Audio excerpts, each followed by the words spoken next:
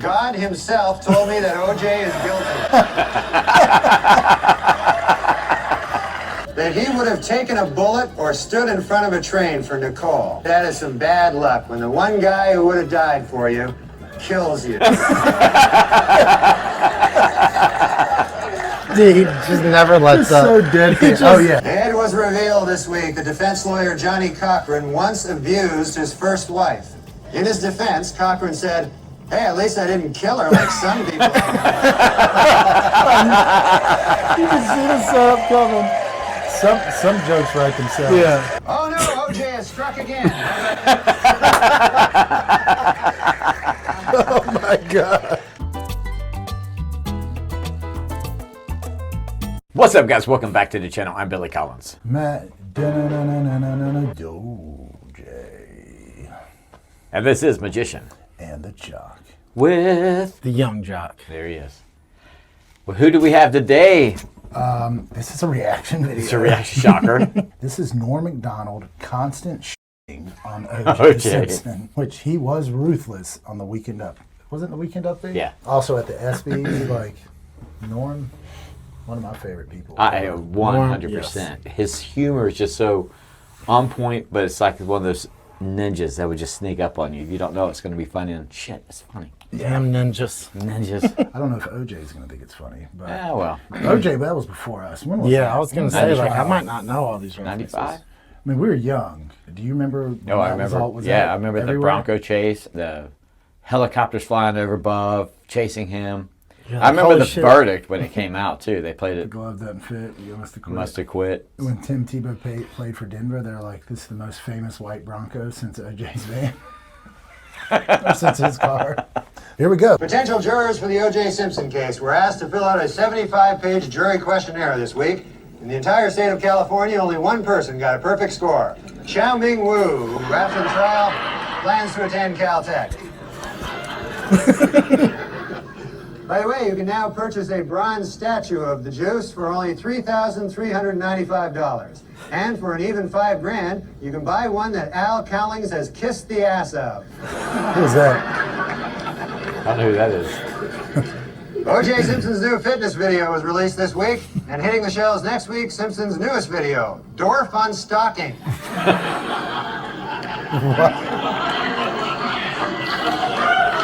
All right, in the God, I wish I knew some of these. in the comments, if you guys can add some clarity to this. Well, Billy- Dorf on like he was stalking Nicole, and Dorf was a golf.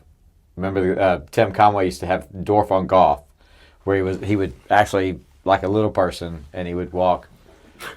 Dorf, athlete extraordinaire. Conway shows his form. I think I blew a tube on this. That was on TV. Huh? Fucking amazing. Who's Dorf? Tim Conway. He was a comedian from the Carol Burnett show. So that, I mean, that's how dated this is. But Gotcha. Dorf on Dude, golf. no, that's hilarious. I really that's wish that Dorf was on on TV. stalking.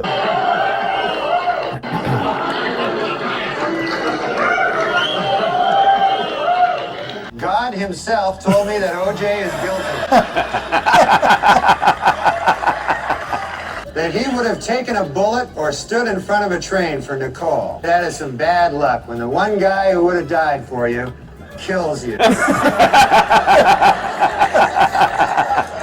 Dude, he just never lets up. So dead. Oh yeah. It was revealed this week that defense lawyer Johnny Cochran once abused his first wife. In his defense, Cochran said, "Hey, at least I didn't kill her like some people." You can see the setup coming. Some jokes write themselves. Yeah. Oh no, OJ has struck again. Oh my God. What's up, guys? Welcome back to the channel. I'm Billy Collins. Matt OJ. And this is Magician. And the Jock. With... The young jock. There he is. Well, who do we have today? This is a reaction video. It's a reaction shocker. This is NORM MACDONALD constant shitting on OJ OJ. Simpson, which he was ruthless on the Weekend Up. Wasn't the Weekend Up thing? Yeah. Also at the SB, like, Norm, one of my favorite people. I 100%. His humor is just so on point, but it's like one of those ninjas that would just sneak up on you. You don't know it's going to be funny, and shit, it's funny. Damn ninjas. Ninjas. I don't know if OJ's gonna think it's funny, but Yeah, well, OJ, that was before us. When was Yeah, that? I was gonna say, like, I 95. might not know all these references. 95. I mean, we were young. Do you remember? when No, I that was remember. all- was Yeah, that I remember the everywhere? Bronco chase, the helicopters flying over above, chasing him. You're I like, remember holy the shit. verdict when it came out too. They played The it. glove doesn't fit. You must have quit. Must have quit. When Tim Tebow played for Denver, they're like, "This is the most famous." God himself told me that OJ is guilty. That he would have taken a bullet or stood in front of a train for Nicole. That is some bad luck when the one guy who would have died for you kills you. Dude, he just never lets up. So deadpan. Oh yeah. It was revealed this week that defense lawyer Johnny Cochran once abused his first wife. In his defense, Cochran said, "Hey, at least I didn't kill her like some people." You can see the setup coming. Some jokes write themselves. Yeah. Oh no, OJ has struck again. Oh my God. What's up, guys? Welcome back to the channel. I'm Billy Collins. Matt. OJ. And this is Magician. And the jock. With... The young jock. There he is. Well, who do we have today? This is a reaction video. It's a reaction shocker. This is NORM MACDONALD constant shitting on OJ OJ. Simpson, which he was ruthless on the Weekend Up. Wasn't the Weekend Up thing? Yeah. Also at the ESPYs, like Norm, one of my favorite people. I 100%. His humor is just so on point, but it's like one of those ninjas that would just sneak up on you. You don't know it's going to be funny, and shit, it's funny. Damn ninjas. Ninjas. I don't know if OJ's gonna think it's funny, but Yeah, well, OJ, that was before us. When was Yeah, that? I was gonna say, like, I 95. might not know all these references. 95. I mean, we were young. Do you remember? No, when I that was remember. all- was Yeah, that I remember the everywhere? Bronco chase, the helicopters flying over above, chasing him. You're I like, remember holy the shit. verdict when it came out too. They played The it. glove doesn't fit. You must have quit. Must have quit. When Tim Tebow played for Denver, they're like, "This is the most famous white Bronco since OJ's van, or since his car." Here we go. Potential jurors for the O.J. Simpson case were asked to fill out a 75-page jury questionnaire this week. In the entire state of California, only one person got a perfect score. Xiaoming Wu, who after the trial plans to attend Caltech. By the way, you can now purchase a bronze statue of the Juice for only $3,395. And for an even $5 grand, you can buy one that Al Cowlings has kissed the ass of. Who's that? I don't know who that is.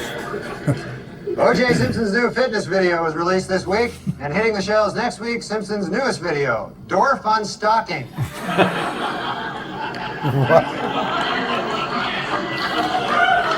All right, in the God, I wish I knew some of these. in the comments, if you guys can add some clarity to this. Well, Billy- Dorf like he was stalking Nicole, and Dorf was a golf.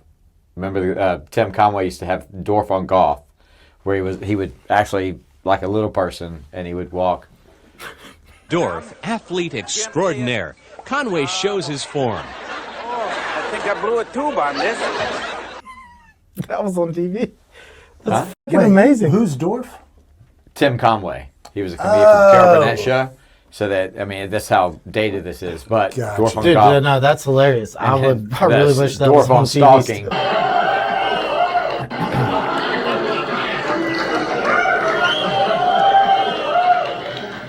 Aha. The crowd is torn.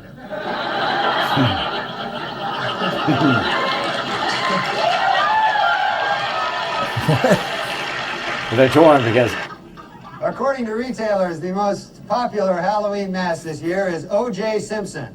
And the most popular Halloween greeting is, "I'll kill you and that guy who's bringing over your glasses," or trait.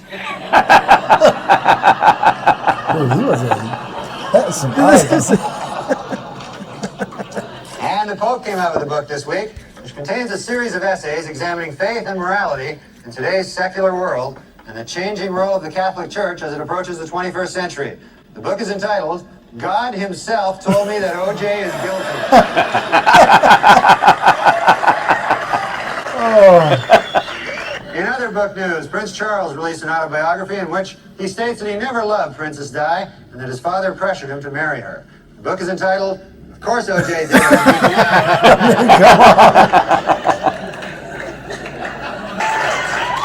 In his book, O.J. Simpson says that he would have taken a bullet or stood in front of a train for Nicole.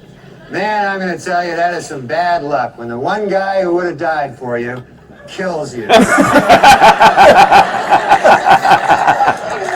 don't get worse luck than that. And O.J. announced this week that he's coming out with a new book called I Want to Tell You. And if it's successful, O.J. will work on yet another book entitled From Football to Prison, My 25 Years of Showering with Other Men. Oh, yeah. And finally, in honor of the 50th anniversary of their first publication, Random House will be releasing special commemorative issues of many Dr. Seuss classics. The first to hit the bookshelves will be Green Eggs and Ham and O.J. is Guilty. Judge Ito was interviewed this week by a local TV station in Los Angeles. Asked by the interviewer if it was appropriate for a supposedly impartial judge to be on TV with his case still pending, Ito said, maybe not, but how appropriate is it to kill your ex-wife? He just never lets He's up. so dedicated. Oh yeah, no, It was revealed today that O.J. Simpson told police that Nicole Brown Simpson used to beat him up. He also claimed that she and Ron Goldman killed him.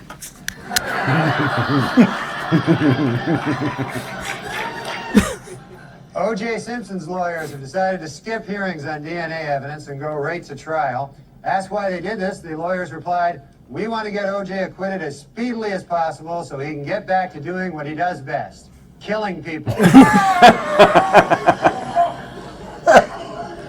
Well, let's get to O.J. O.J. Simpson's lawyers say they don't want the families of Nicole Brown and Ronald Goldman in the courtroom during the trial. They're afraid the presence of the family members will just remind O.J. of how much more killing he still has to do.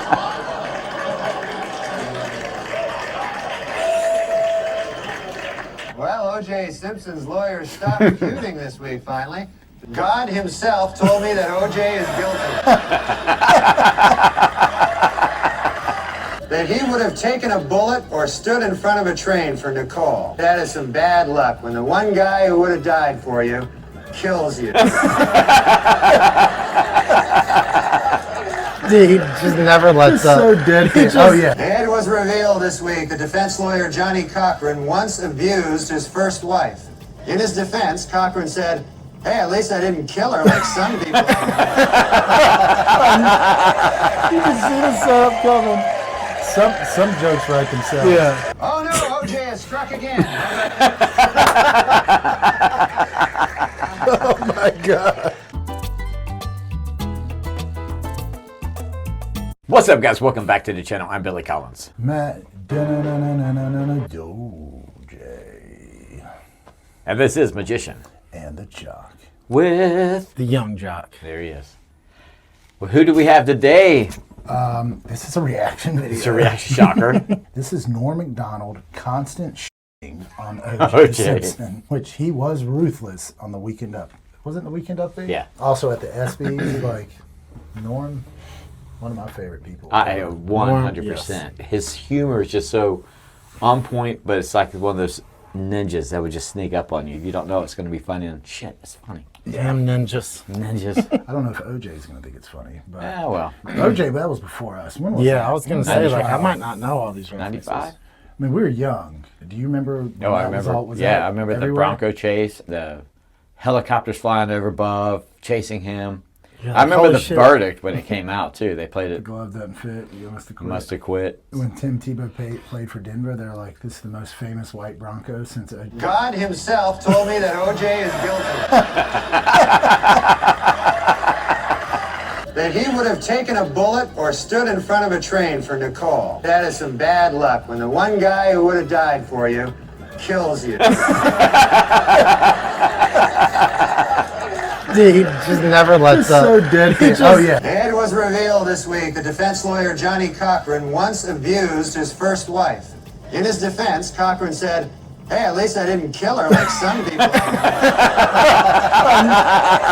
can see the setup coming. Some jokes write themselves. Yeah. Oh no, OJ has struck again. Oh my God. What's up, guys? Welcome back to the channel. I'm Billy Collins. Matt, OJ, And this is Magician. and the Jock. With... The young jock. There he is. Well, who do we have today? This is a reaction video. It's a reaction shocker. This is NORM MACDONALD constant shitting on OJ OJ. Simpson, which he was ruthless on the Weekend Up. Wasn't the Weekend Update? Yeah. Also at the SB, like Norm, one of my favorite people. I 100%. His humor is just so on point, but it's like one of those ninjas that would just sneak up on you. You don't know it's going to be funny, and shit, it's funny. Damn ninjas. Ninjas. I don't know if OJ's going to think it's funny, but Ah, well. OJ, that was before us. When was that? Yeah, I was gonna say, like, I 95. might not know all these references. 95? I mean, we were young. Do you remember? No, I remember. I remember the Bronco chase, the helicopters flying over above, chasing him. Yeah, I remember holy the shit. verdict when it came out, too. They played The it, glove doesn't fit. You must have quit. must have quit. When Tim Tebow played for Denver, they're like, this is the most famous white Bronco since OJ's van. Or since his car. Here we go. Potential jurors for the O.J. Simpson case were asked to fill out a 75-page jury questionnaire this week. In the entire state of California, only one person got a perfect score. Xiaoming Wu, who after the trial plans to attend Caltech. By the way, you can now purchase a bronze statue of the Juice for only $3,395. And for an even $5,000, you can buy one that Al Cowlings has kissed the ass of. Who's that? I don't know who that is. O.J. Simpson's new fitness video was released this week, and hitting the shelves next week, Simpson's newest video, Dorf on Stalking.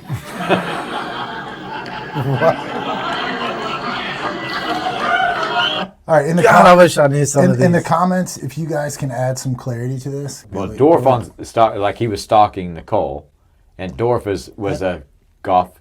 Remember, Tim Conway used to have Dorf on golf, where he would actually like a little person, and he would walk. Dorf, athlete extraordinaire. Conway shows his form. I think I blew a tube on this. That was on TV. Huh? Fucking amazing. Who's Dorf? Tim Conway. He was a comedian from the Carol Burnett show. So that, I mean, that's how dated this is. But Gotcha. Dorf on Dude, golf. yeah, no, that's hilarious. I really That's wish that Dorf was on on TV. stalking.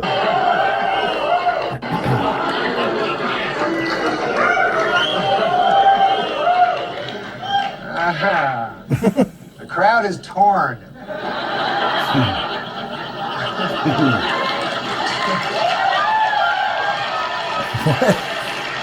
They're torn because According to retailers, the most popular Halloween mask this year is O.J. Simpson. And the most popular Halloween greeting is, I'll kill you and that guy who's bringing over your glasses, or trait. Dude,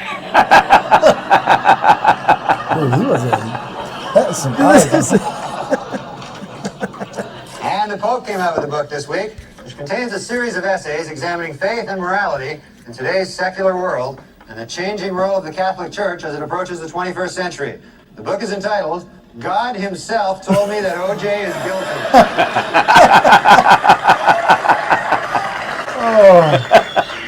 In other book news, Prince Charles released an autobiography in which he states that he never loved Princess Di and that his father pressured him to marry her. The book is entitled, Of Course O.J. Did.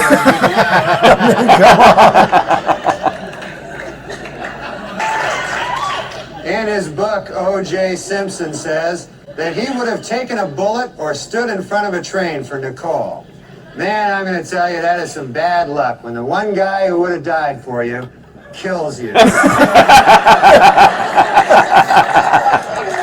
don't get worse luck than that. And O.J. announced this week that he's coming out with a new book called I Want to Tell You. And if it's successful, O.J. will work on yet another book entitled From Football to Prison, My 25 Years of Showering with Other Men. Oh, yeah. And finally, So let me say a couple of words about Norm, for God's sakes. I did feel a closeness to him because he'd been on the show so many times.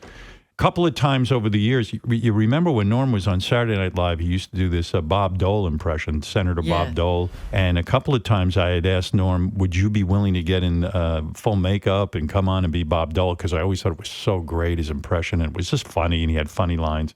And Norm said, it's a tremendous pain in the ass to get into that Bob Dole makeup. He said, but I love the show and I love you guys so much, I'll do it. And he would do it, and he would come in as Bob Dole, and it was always funny. And over the years, he'd come in, tell stories, and, he's Norm. He's a legend. And I always thought it was a big sin that Norm got fired from Saturday Night Live. Norm was on Saturday Night Live for 5 seasons. He hosted Weekend Update for 3 years. He was great at it, with that deadpan delivery. Here he is delivering a joke, doing the fake news. And in a related story, this week marked the 5,000th performance of the Broadway musical Cats. It also marked the 5,000th time a guy turned to his wife and said, "What the hell is this?"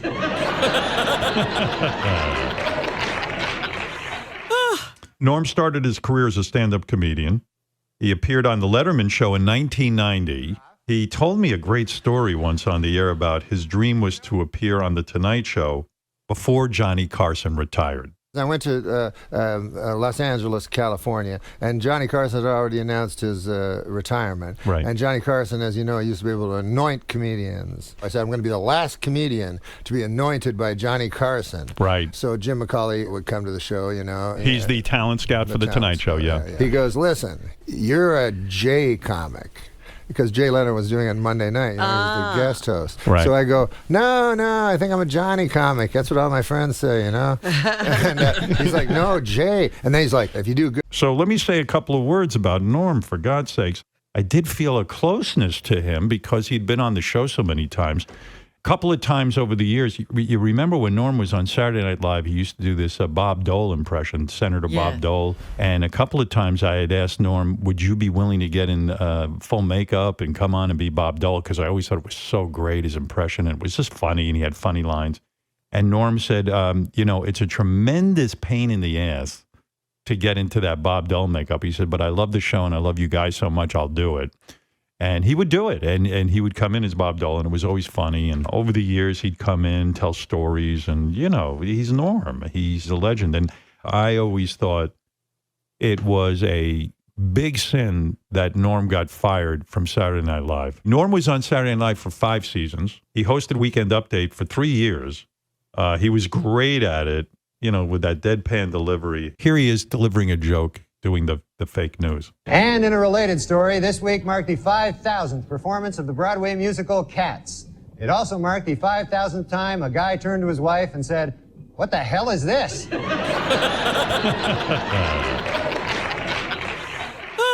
Norm started his career as a stand-up comedian. He appeared on The Letterman Show in 1990. He told me a great story once on the air about his dream was to appear on The Tonight Show before Johnny Carson retired. I went to Los Angeles, California, and Johnny Carson had already announced his retirement. Right. And Johnny Carson, as you know, used to be able to anoint comedians. I said, I'm going to be the last comedian to be anointed by Johnny Carson. Right. So Jim McCauley would come to the show, He's the talent scout for The Tonight Show, yeah. He goes, listen, you're a Jay comic. Because Jay Leno was doing it Monday night. He was the guest host. Right. So I go, no, I think I'm a Johnny comic. That's what all my friends say, And he's like, no, Jay. And then he's like, if you do good on Jay, Johnny will watch at home, which, again, an audition. Knew was a lie. I go on The Tonight Show with Jay Leno. I do my set. I destroy. Right. And then I come over, and during the commercial, Jay goes, it was all right. It went okay. Wait a second. Did you ever get to be on the Carson Show? I No. never got to meet him. I never by got the to be way- on his show, and then I got to meet him personally, in person. But I could never say to another radio guy, hey, man, that was okay, your show. It was you know what I mean? Like Jay saying that. It was just a little maybe passive-aggressive. Jay being great again. Yeah, it was okay. But then Norm got the gig on Saturday Night Live in 1993. One of the funny things he did was his impression of Burt Reynolds. Here's a little clip to remember Norm on Celebrity Jeopardy. He's standing there as Burt Reynolds, and he fucking looked like Burt Reynolds. It was crazy. This condiment is made from mustard seeds. Burt Reynolds. That's not my name. Okay. Turd Ferguson. Yeah, what do you want? Let's see. Chevy Chase posted on Instagram, I first met Norm after he played the newsman on SNL. He was the best of all, next to myself. I know I'm just kidding now because I'm all teared up. But Norm was fired by Saturday Night Live because of this guy named Don Ohlmeyer. He was president of NBC's West Coast division, and Ohlmeyer was friends with O.J. Simpson, and Norm feels he got fired because he was making too many O.J. jokes.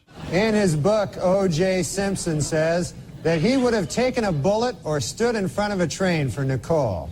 Man, I'm going to tell you, that is some bad luck when the one guy who would have died for you kills you. That's probably...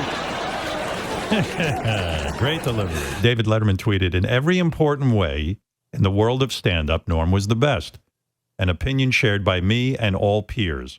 Always up to something, never certain, until his matter-of-fact delivery leveled you. I was always delighted by his bizarre mind and earnest gaze. Norm used to do a David Letterman impression on Saturday Night Live. And, you know, it was weird for Norm because, you know, he loves David Letterman, so he didn't want Letterman to take it the wrong way. But I'll give you a sample of it. It's a great cast. You got Meryl Streep, Diane Keaton. Oh, and you know who I particularly enjoyed in the film was Chong. Yeah, he was good. He was very good. You hear that, Paul? He enjoys Chong.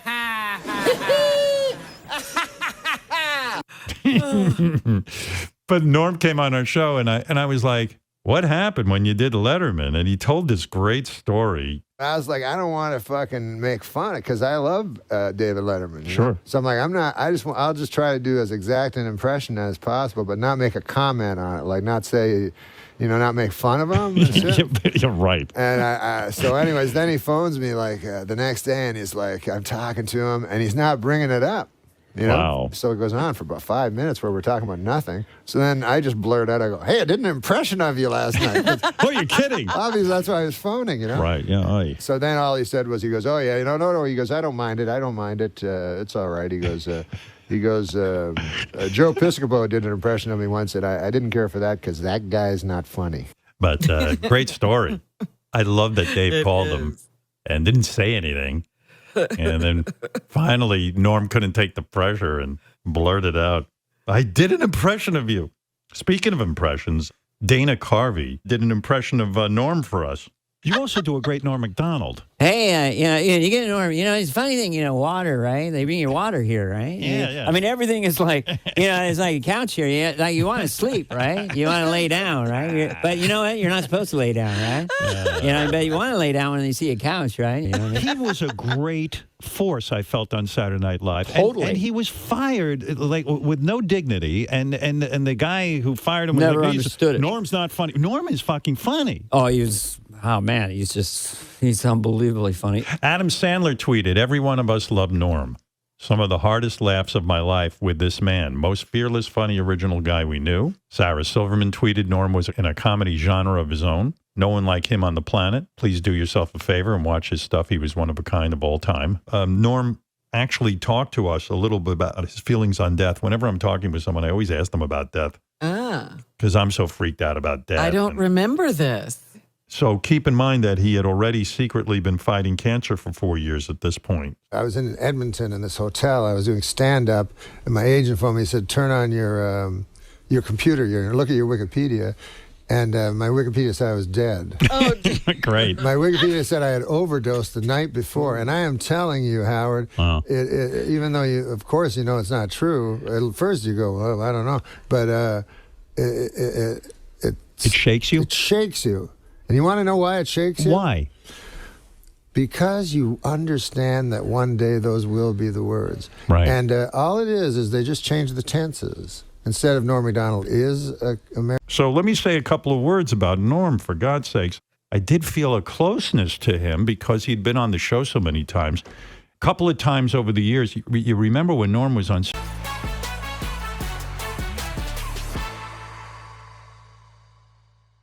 I've just been riding my bike. It's been pretty sweet. Riding my bike in New York is amazing, too, because you ride it on the West Side bike path.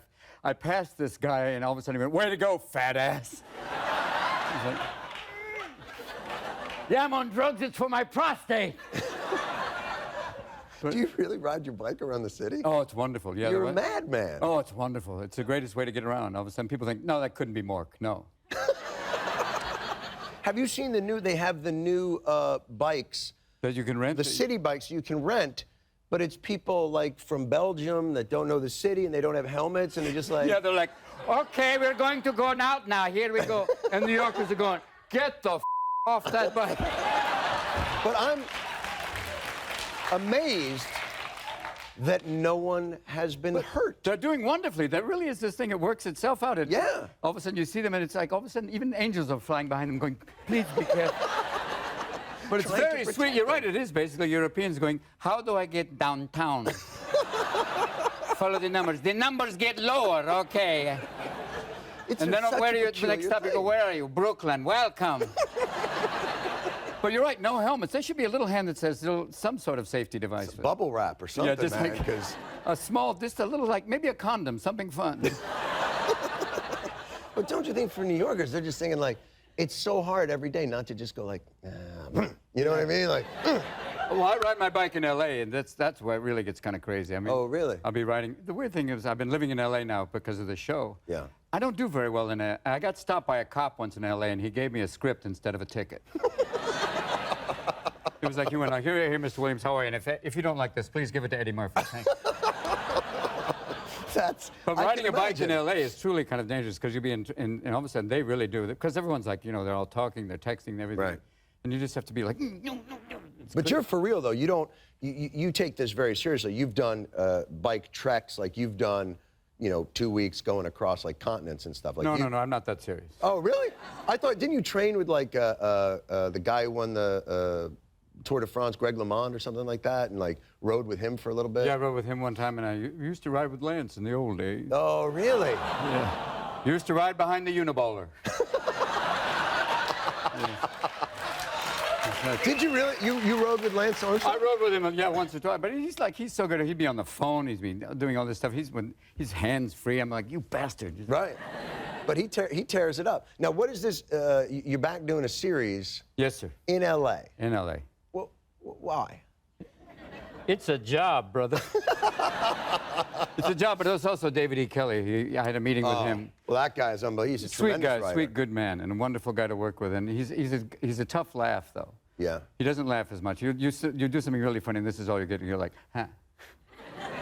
Nothing. Yeah, it's like, it'd be like, oh, ah. That's like a standing ovation for him. But he's a great writer, and I thought, okay, I'll take a shot with you, and right. Go. Now, is it hard for you with a guy like that? I think that's probably hard because. Well, when I did Mork and Mindy years ago, it yeah. was like, go back 32 years ago when I did Mork and Mindy. That was 32 years. There was tape back then. There were only 3 networks, and the only thing that was wired was me. I was on everything but skates, but it was crazy. I know. I've read the story. Yes, I went to rehab in wine country just to keep my options open.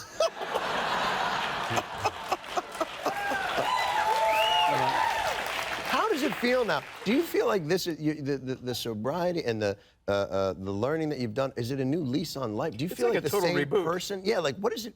Does the brain? Were you worried when I remember when I quit doing drugs and smoking? You remember that now? Yes, I do. But I remember being very fearful that I would lose my ability to work, to be funny, or to write. That I thought that they were somehow connected. Well, I think there's a higher power. There's also a lower power. Yeah. There's the lower power that goes, text that girl with you and show her pictures of your junk. It's okay. Yeah. She's not going to share that with anybody. And the same lower power goes, you need this. Come on now. I relapsed. I was up in Alaska, and all of a sudden I had been sober for 20 years, and all of a sudden I walked into a store and saw a little bottle of Jack Daniels and went, that'll be fine. That'll be okay. The moment I had the first sip, it was like, all of a sudden it was like, welcome back, ass. A week later, I was walking down the street and with like 10 little bottles of Jack Daniels in my pockets. I sounded like a wind chime. was like, and I got I got down so quick. So I went right to blackouts, and it's a misnomer. They call it blackouts. It's not. It's like sleepwalking with activities. That's your brain going, we're going to do stuff you're not going to know. You wake up in a small field going, where am I? Me. It's just crazy stuff. But I think that's the illusion. And I think like you come through it and you realize, yes, you can create better. You can get back and it's just and the main operative word is fear. And like you said, the fear's there and you try and overcome it with that. But you know, if you can deal with the fear and then realize some of it's real, some of it isn't, and then come through that, you get deeper, boss. You get deep. And the lifestyle is so conducive to that type because we are generally bored individuals. And we're working 40 minutes a night in Winnipeg for 2 straight weeks. Oh, is it? And there's no. That is. Don't make them angry. They're Canadians. Let me just say this. Let me just Canada. say this. You're the nicest country in the world. You're like a sweet apartment over a meth lab. It's really. But it is that idea of like, and so during the day you don't have anything to do with yourself, and you think like, I bet I could make a crack pipe. You know what I mean? Like, you know, it's like, hey, why don't we have a project? That's like, when does your lower voice have activities? It's got hobbies. Like, what do you do? I'm making a crack pipe. You send it to camp and then see what happens. Whoop-de-doo. How you doing, pal? I'm doing good. I miss you. I was telling you this backstage. One of the few comics when I don't hear your comedic voice for all, I miss it. It's so funny and so. I'm so glad to see you coming back to TV. Hey, listen, man. I like all your politics. Thank you, Norm. I appreciate that. Now, you're Canadian. Your government has collapsed. It's completely collapsed. It has? It's completely collapsed. Well, the good thing is it doesn't matter at all.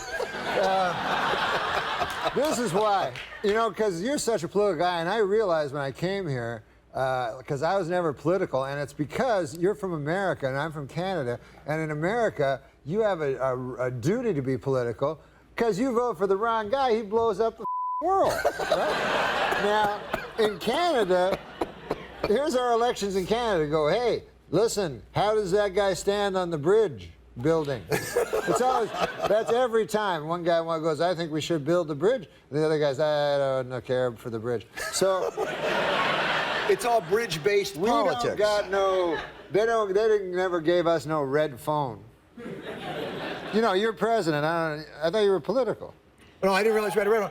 You don't realize but here's the part the of president America. has a red phone? But here's what it's come to be for in America. And you're the most trusted man in No, America? I'm not trusted. It seems like now, no matter who we vote for, no matter which guy we get, we still blow it out of the world. So, at a certain point, maybe we just like blowing stuff up. Americans? Well, listen, if I was president, man, I'd get on that red phone right away and blow something up. But what would you blow up first? What would I blow up? Yeah. That stupid high school I went to for... Empty building, of course. But listen, man, I'll tell you this, though. With the streets of Libya running with blood...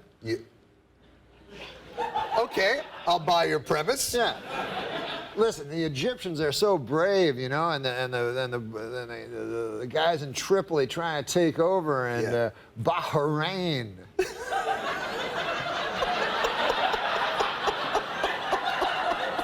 Here's what I'm trying to get at. I'm from Canada. We got a queen. She lives in England, right? We're so we can't get. Seriously, I could get a bunch of buddies of mine.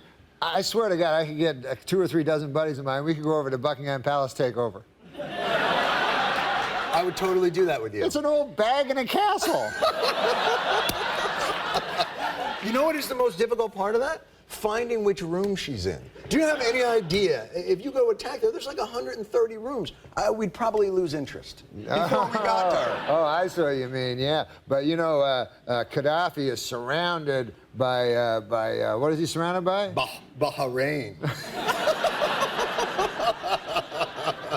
I'm guessing he's surrounded by like dancing girls. He's crazy. Yeah. You know, he's a nutbag. No, he likes the ladies. That's what I heard. Did you know he has a Ukrainian nurse who apparently is... Well, follows her everywhere. Yeah, pretends he's a nurse, but I've heard that maybe there's a little hanky-panky going on. Listen, I don't want to badmouth Gaddafi.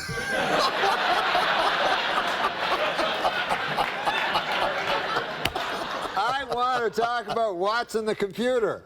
Oh, let's talk about that. I'm happy to talk about that. You know that character? I love that guy. He was on Jeopardy. He crushed. Yeah, he was on Jeopardy, and he crushed. You guys know Watson the computer? Sure. Terrific. Yeah. So, I watched it. It was cool. And the funny thing was, like, they were like, I wonder if, who's going to win? Watson the computer? Or that guy that works down at the hat store? And, first of all, I don't think he should be called Watson, because wasn't Watson the guy that didn't know Sherlock Holmes? He was the helper. It should be Sherlock. Yeah, Watson was like, hey, what about this? And then he'd go, elementary, my idiot friend. So he should have been called Sherlock. But anyways, you know. No, it was a good aside. So, so Watson naturally he's a computer. Crushed him. Yeah. Killed them, you know? And even his stories were better, you know what I mean? You notice that? Like when Alex Trebek would say the story, I go, Watson, I understand you have a story about jail, you know? And then Watson was like, yes, one time Oscar Wilde was in prison and George Bernard Shaw came to him and said, why, Oscar, what are you doing in there? To which Oscar Wilde quickly retorted, why, George Bernard, what are you doing out there? You know? And the guy next to him was like, God damn, I was going to tell my story about the hat. I gave the guy the wrong hat that time.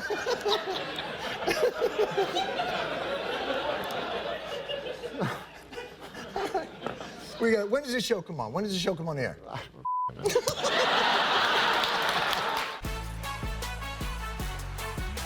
Richard Lewis was the host of, it was Young Comic Special. Right, it was 24 years And you ago. looked like me back then. You were 10 and I was about That's 21. Why, you know why I keep having you back on the show to find out what I'm going to look like. I keep bringing you on. I bring you on right now to go, all right, that'd be fine. Better than that. I could have gone to Woodstock, but it was drizzling and I stayed home. Okay? But I went to a lot of stuff when I was 16 and 17. Now, if I had anybody in that mug, he could have been my son and it would have been unbelievable. I love it. And you know what I've done? Can I tell you something? Sure, whatever. It's your show. That was nicer than anything my real father ever said to me. Here's the nicest thing my real father ever said to me. You like something that happened when I something in the mud. No, but you would have been my son, and I would have been proud of you, but I would have asked you for one thing. Money.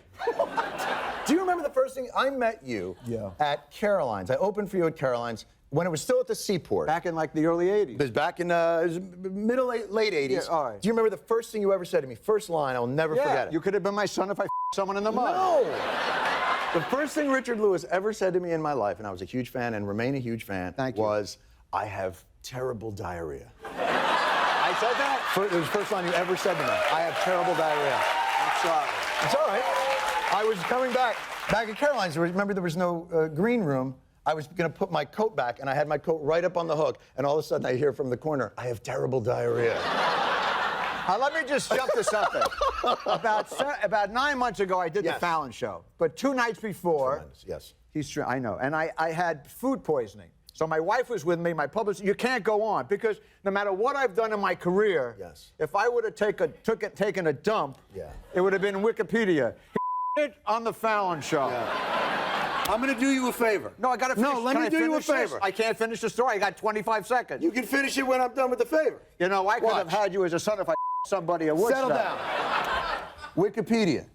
Take care of that for him. They're going to write it down for you. No, let me just dig. Keep going. I'll do it fast because I hate leaving. Do it. Because in the middle of a sentence you go, Richard Lewis, everybody, and I could get a stroke. I could get a stroke. I'm in my 60s. Now listen what happened.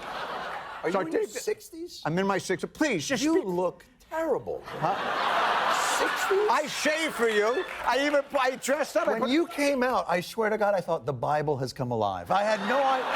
60s?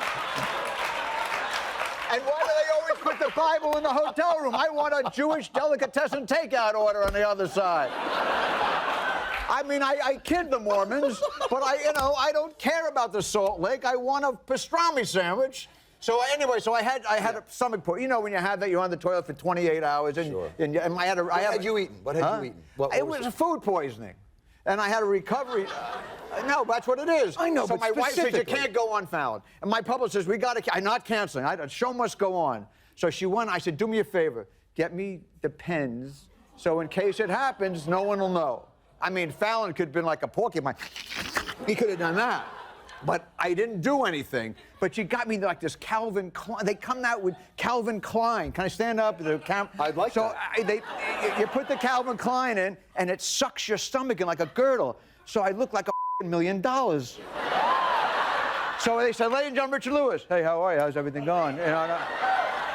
So I told my wife. So when I did the show, it went well. And then I went out and snuck out and bought 12 pair. So the whole trip in New York, my wife's friends, he looks great for 60. Let me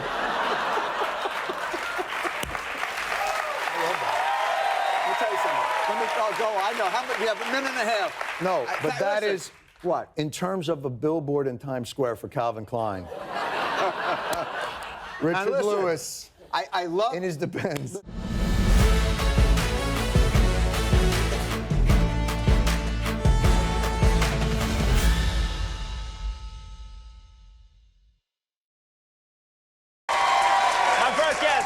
Reasons to stay home on Saturday night. He's the anchor of Weekend Update on Saturday nights on NBC Saturday Night Live. Very funny comedian, old friend, Mr. Norm MacDonald.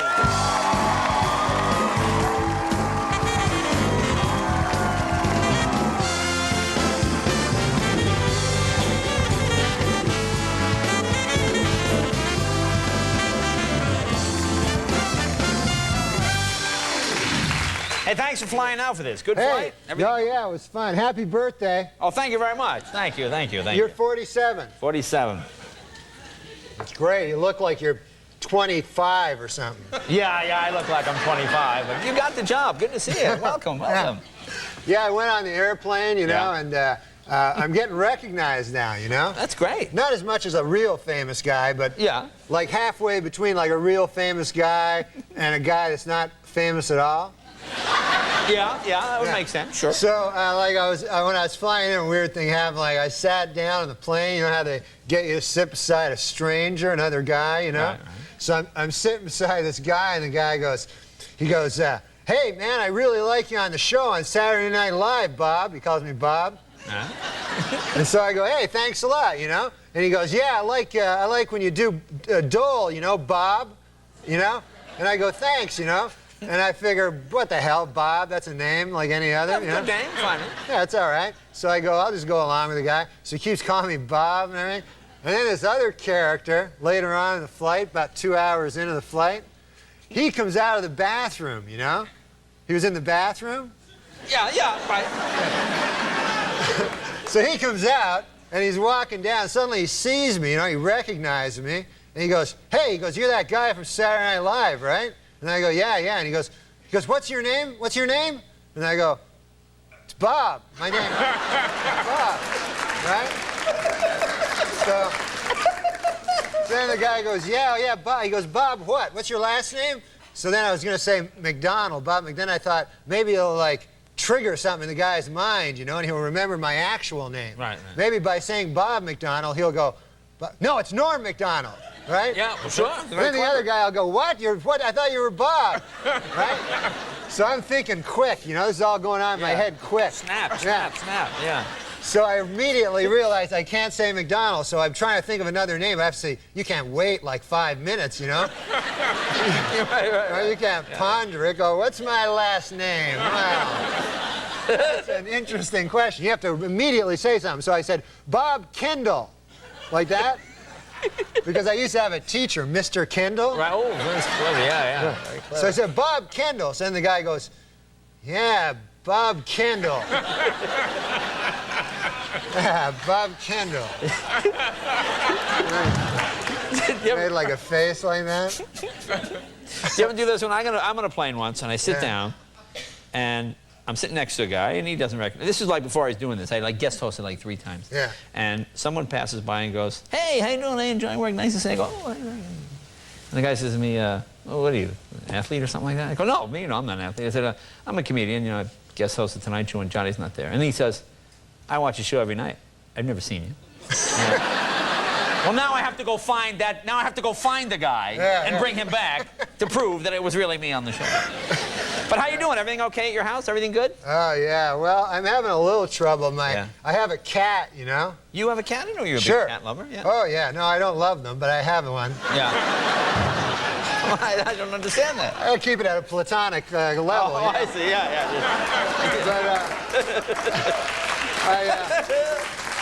But I have a cat, my friend Steve Corin, who's a great man. Yeah. He's a good guy. He was living in New York City when I was living there, and he was my buddy. And then he left. He went to L.A., Los Angeles. How would you not know that? And he's working on the Seinfeld show now. So he goes, "Hey, Norm, I'll give you my cat free." So I'm always looking for a good deal, Yeah, free. A free cat. So I get this cat. So then, like a couple weeks later, he has a heart attack. The cat? Yeah. Have you ever heard of such a thing? No, but... I know. Who would know a cat could even have a heart attack? It's crazy. So what happened? I came home, and I go, okay. And I walk through my door, into my apartment, and there's the cat, and he's got, like, foam coming out of his mouth, and he's going, like... and there's foam and everything, and he's, like, crazy. He's acting like a crazy cat. Right. And so, like, I'm scared. I don't want to go near him because I can tell, like, he's delirious and maybe, I don't know. Sure, yeah. You don't know. Anything could happen. Yeah, he could think I was a mouse or something, and like bite me. So I go, I got to do something, man. My cat, something's wrong with him, He's not supposed to be doing this. So quickly, I think quick, I grab the phone, I phone 911, 911. And it turns out they don't want to hear about a cat. No, that's only for people, They said that to me. They go, "This is for people." So I said, all right, I don't know what to do. What's the cat number? They go, "Just get off the phone." They got to keep the lines free. You know what I'm saying? They don't want to. So I don't know what to do. So my neighbor, Bill. Right. Yeah. It doesn't matter what his name is, but his name is Bill. So I knock on his door. Bill. He's not home. Some other guy's there. I don't know what the hell is going on there. But the other guy comes. I don't ask questions, Get involved. So I say, "Listen, I don't know who you are. I don't know what you're doing at Bill's place, but my cat is in deep trouble, He's going, and he's got stuff coming out." So the guy goes, "We got to get him to a hospital, So I go, "Look, I just phoned 911. I'm sure they don't want to see a cat at a hospital either." He goes, "No, there's animal hospitals, So he took me to this place called an animal hospital. I swear to God, they actually have these. You can bring your cat there. Do you have a cat? Yeah, I know an animal hospital. I have them all over the place. Quite common, but yeah, go ahead. Okay. So I bring my cat in and I go, "Doc. There's a doc there, Right. They have doctors. For cats. They have cat doctors. So I go, "Listen, Doc, my cat." So they take him away, and I'm sitting like they have a waiting room. It's exactly like a real place, except it's ridiculous, So everyone's sitting around, they're worried, "Oh, I hope my dog is all right, So I go, so the guy brings me in the office and he goes, "Listen," he goes, "your cat has had a heart attack." So I go, "Come on, my cat didn't have a heart attack." And he goes, "No, seriously." And I go, "Well, how could a cat have a heart attack?" He goes, "Oh, many different things." He goes, "Diet, stress, Like, how the hell could a cat have stress, That's not true. This guy's just making up stuff, You think he's making up stuff? Well, no, my cat has a big promotion coming up. He's got he's all worried, You're worried about it. And, so I said to the guy, "Okay," I go, "Fair enough, I'll go along with it." He goes, "Now," he says, "I'll let you visit with your cat. They have a visiting time." This is the oddest part of the whole thing. Yeah. They take you in a room, and then they bring your cat in, and he's all drugged up. They got him drugged. And they put him on like a gurney, and he's like standing there like this. And then the guy says, okay. He says, you only have 30 minutes to talk to your cat. So he leaves. You're in a room with a cat for like 30 minutes. It's like crazy. So then after like 5 minutes, you go, I got a life to get back to here. I can't talk to a cat. Well, Norm, very funny stuff. He's a good man. So you guys are back in a couple of weeks again? You're off? We're back in 2 weeks. 2 weeks. We're off this week, and then we're back in the 2 weeks. Yeah, there you go. Norm MacDonald, thank you, Norm. We're right back with John Vincent and his pigs. Wait till you see these pigs. Oh, boy.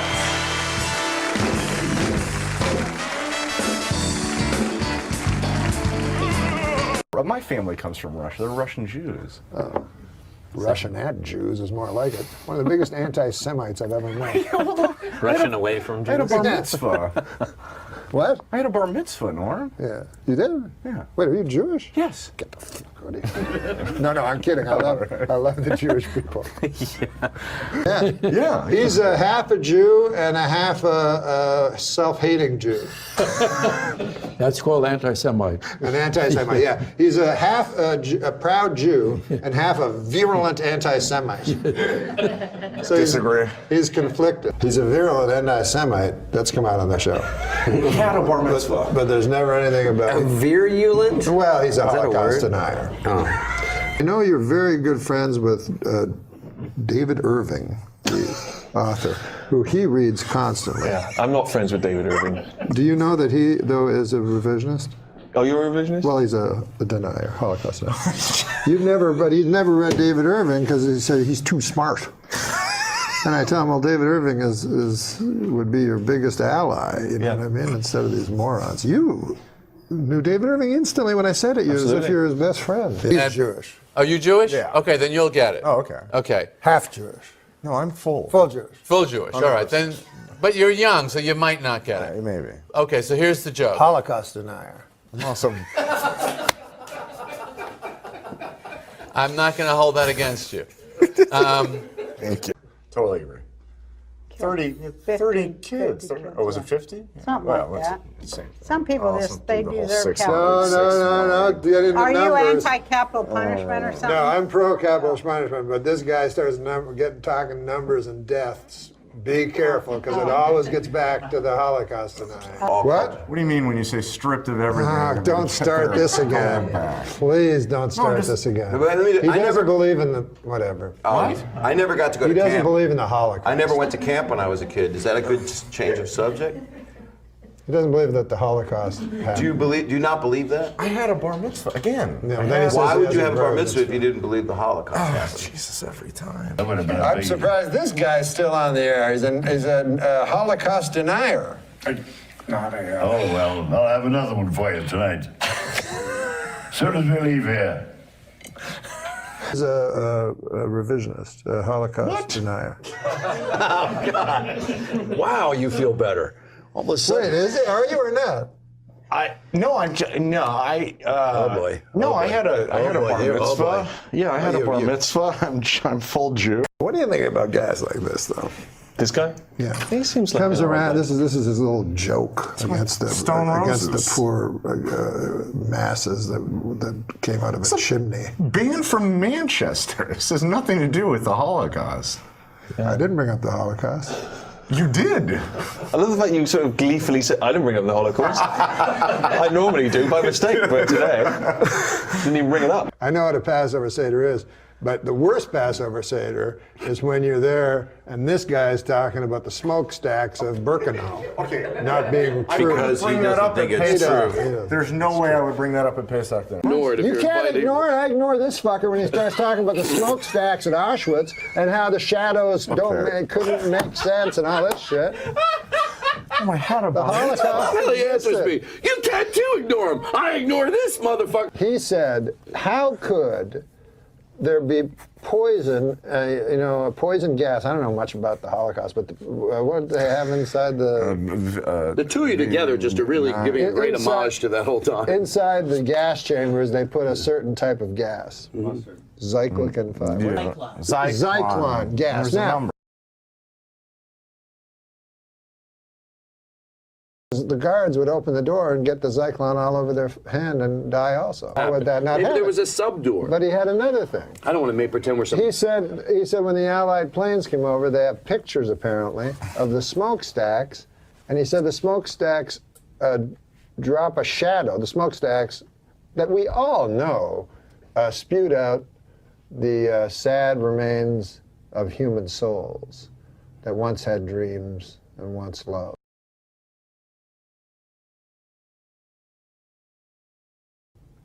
He says it's all a bunch of horse shit.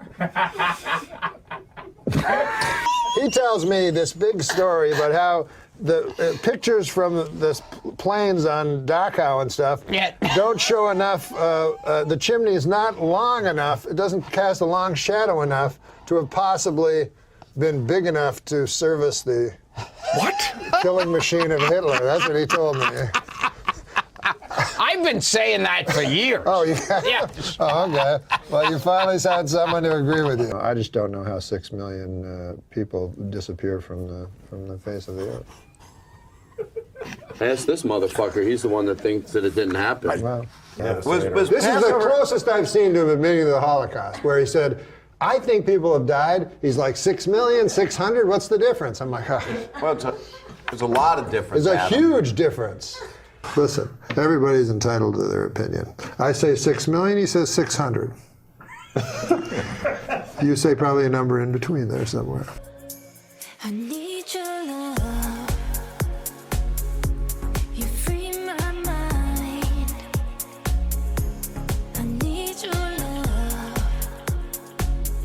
Yeah, you free my mind. It happened. Fire pit, fire pit, fire pit, fire pit, fire pit. He goes, it happened, but he goes, the numbers are all right, all wrong. And then he goes, the other night he goes, 600 or 6 million, it's still terrible. I'm like, oh. Okay. That's not real. All right. Please Listen, tell me that's I just not want to true. say, I just want to say a few things. I don't have a manager. I don't have an agent. I Yeah, did have a bar guess you mitzvah. don't. I'm not a Holocaust denier. Maybe you would if you didn't fucking. He thinks he's going to get a manager and agent, Jew, with that kind of shit. And a lot of homosexuals died in the fucking camps too. Let's not forget. Norm, shut up. Well, I'm serious. What do you think? I have more empathy now? No, I'm saying. Oh, you there were should be more- homosexuals. you What should- happened? you should- What happened? I thought there was just Jews. You're telling me there were homosexuals were in with those Jews? We got to do something. There's not enough documentaries. By the way, I saw that film that you recommended me that you called a fantasy, Shoah.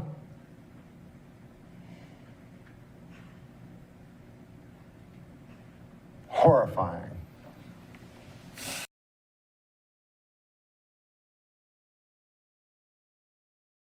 You really don't like Shoah? Shame. Shame. You can't win them all. Fantasy indeed. Somebody's using the word Holocaust for a joke. That's It's that Chelsea stupid girl. Chelsea Handler. Yeah, she's got a guy and they love Holocaust, the word. God, what is with that? With that dwarf she's got with it, a misshapen dwarf. Yeah, and he's they not love a white. Holocaust. He's not a white man either. No. And they do Holocaust humor. Yeah, and I keep. Why does she keep repeating that joke? God, even that word. Terrible thing to bring up. Yeah. God Almighty. Yeah, I would agree. All right.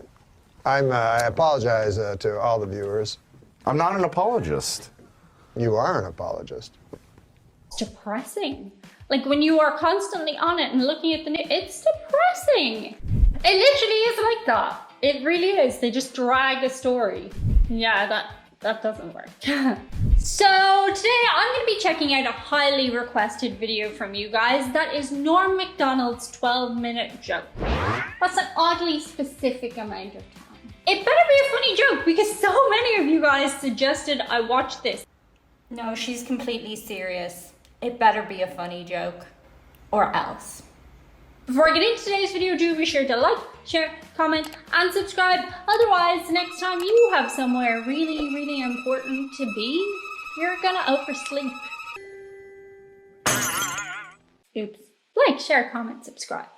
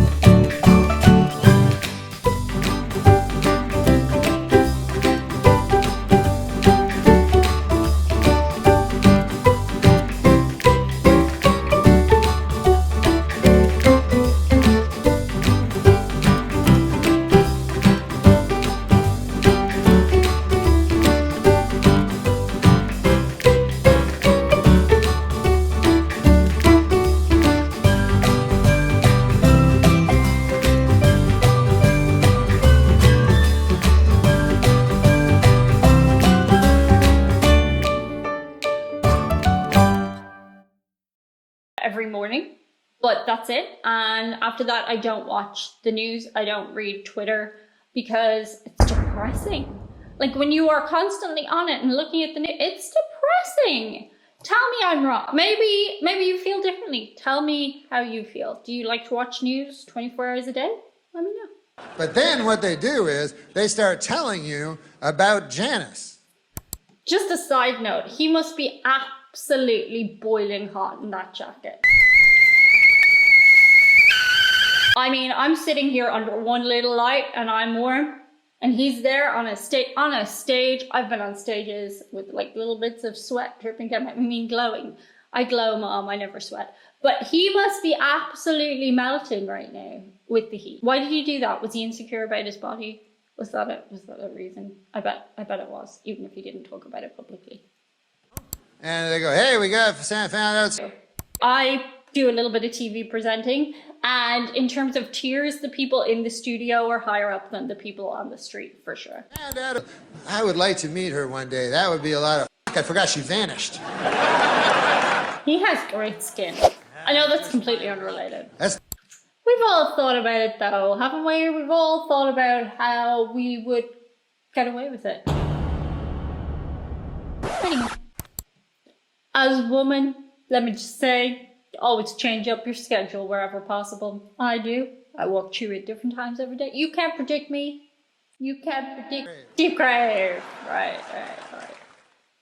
That was very funny, to be fair. My favorite type of humor is observational humor, and that was very good. Observational humor.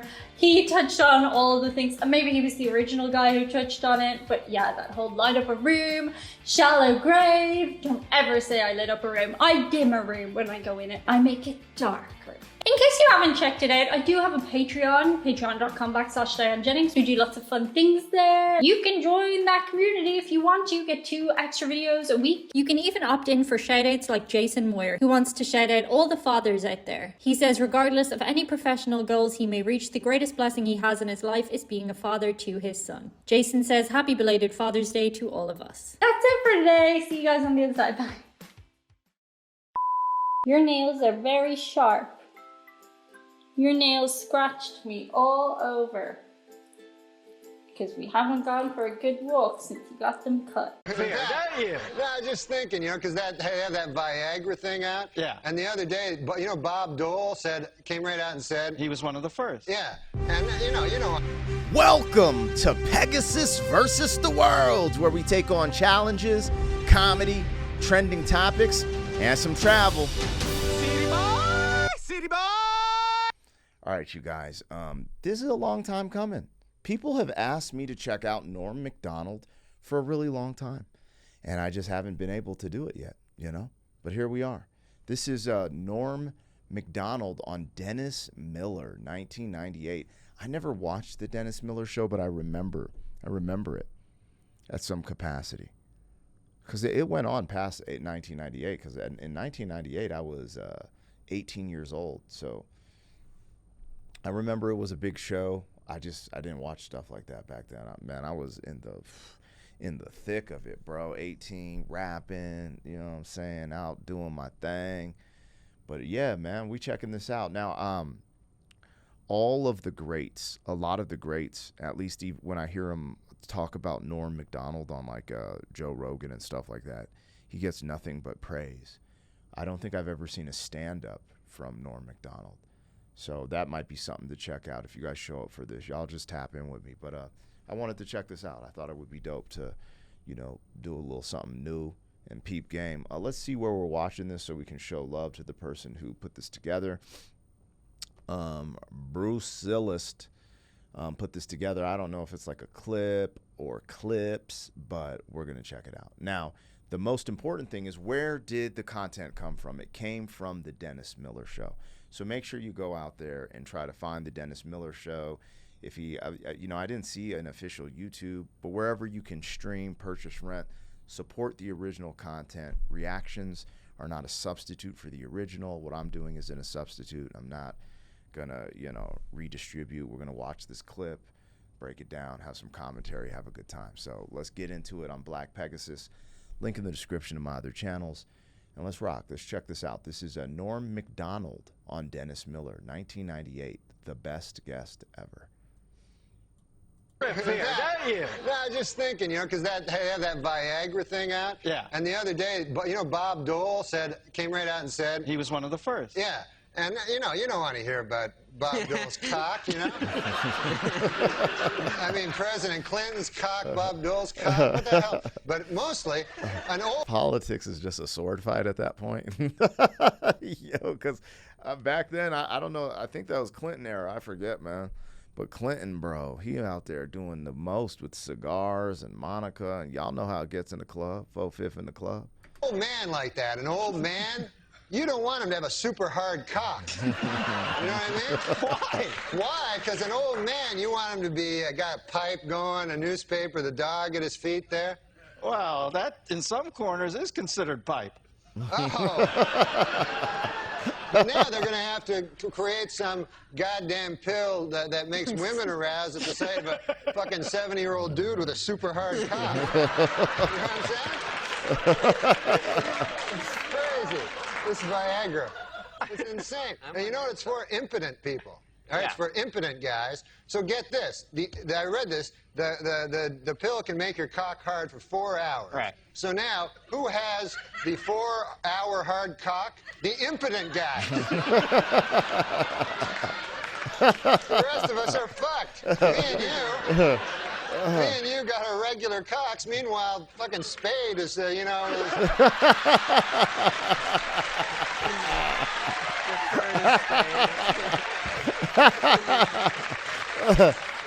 Yo, Norm MacDonald is cooking right now.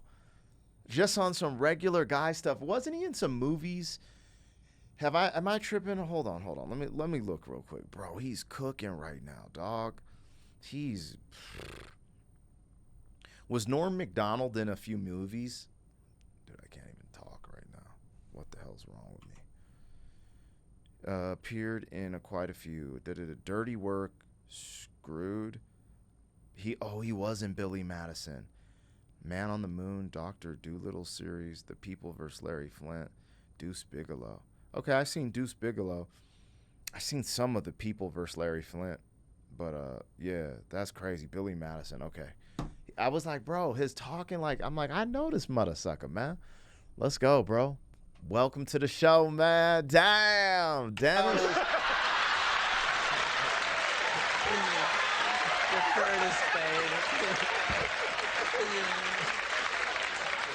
Spade got cooked. Yeah, I didn't see it. I didn't see it coming. Dude, I know you didn't. He brought it all around and then a vicious rip kick into his best friend's gut. Once there's too much cock talk, I try to just zone out for a minute till it goes back the other way. If there's too much cock talk, this guy has fevered nightmares all night. Dreams, I mean, like sweaty, fevered dreams from the cock talk that's been all over his head. Why bury me twice? He's killing me. No, he's a good man.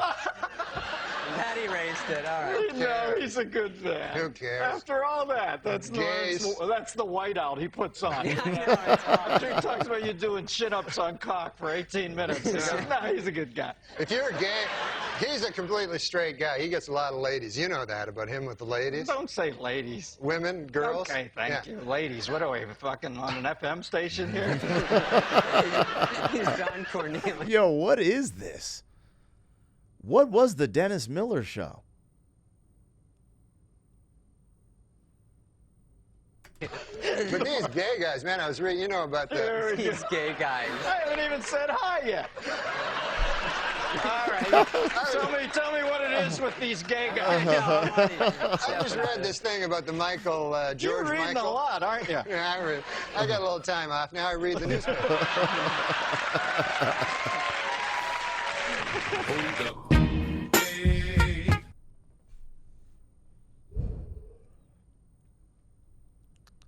Welcome to the Players Club. Let's go. And this really strikes me about the gay community. I don't know if they're a community, but... They are in 2025, player. Yo, where are we going with this, Norm? Let's stay focused, Norm. Where are we going with this, dog? Because, hey, man, You know how it gets in a club, 4/5 in the club. Let's hear him out. But Called West Hollywood. yeah, they're gay, and it's, you know, George Michaels. He hangs around the bathroom. He has sex with multiple guys. This is like, No way. You got to get it right. Hangs around the bathroom, Right. and it was described as a lewd behavior, but I don't remember sex with numerous guys. Well, what is that? What you took away from it? What does he do? What were you, in the next stall? I could have been just having a nice bathroom regular thing. Oh, I don't know what lewd behavior is, but I don't know that he was in there with numerous guys. But this anyway, is go ahead. We get the gist of it. This is definitely a gay thing, like, because this is a pop superstar. You know what I mean? You're not going to walk into a bathroom and all of a sudden Farrah Fawcett's like, ah! You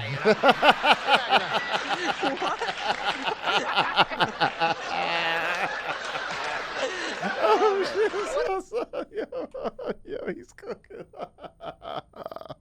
Oh, fuck. I gotta hold my ribs. I got a light rib injury in jiu-jitsu, and when I laugh too hard, so he's that Farrah Fawcett. Ironically, it takes a plumber to fix a faucet, so you give him that pipe, if you know what I mean. Damn, that's a bad joke. I'm sorry, you guys. All right, man. I don't know if I can make it through this one. Damn. I might need to go to the doctor. Yo, this is so stupid. Farrah Fawcett's like, ah!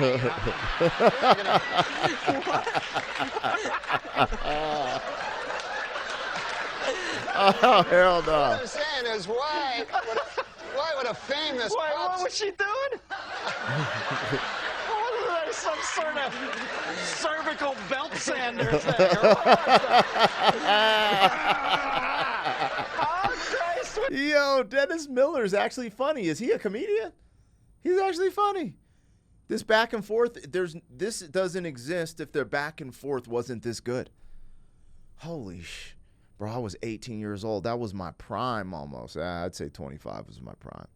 But 18 was pretty damn good too, man. I guess I'm in my prime, in a different type of prime right now, but sheesh. Wasn't there some sort of cervical belt sander thing? Or what was that? Oh, Christ, what are you, Linda Blair? They do. That's what they do. That's what ladies that I know do. Good to know that primetime exposure is paying dividends there. I think that's what it is. It's that the gay, that's why they have separate bathrooms. Let's face it. If they had women and, women, as you call them, I call them ladies. If you had them in the same bathroom, Like Ally McBeal. like you go in the bathroom to do your business, see a man about a dog there, and you're in the bathroom. You're in the bathroom. All of a sudden, a beautiful lady comes out. Oh, here's my vagina and breasts. You're going to be hanging out at that bathroom a lot. Hold up.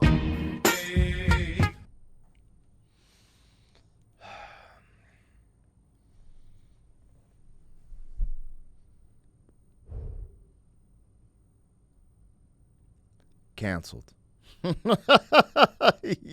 Yo, Norm MacDonald is canceled for speaking the truth.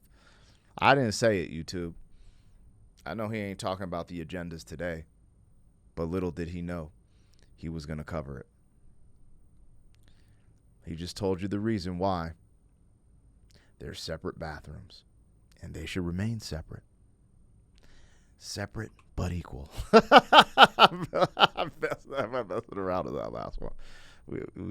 We all can't we all just get along? But real spill. Think about how simple this was to say something like that. He's joking, having fun. And if he said this on primetime television today in 2025, canceled for distinguishing certain things.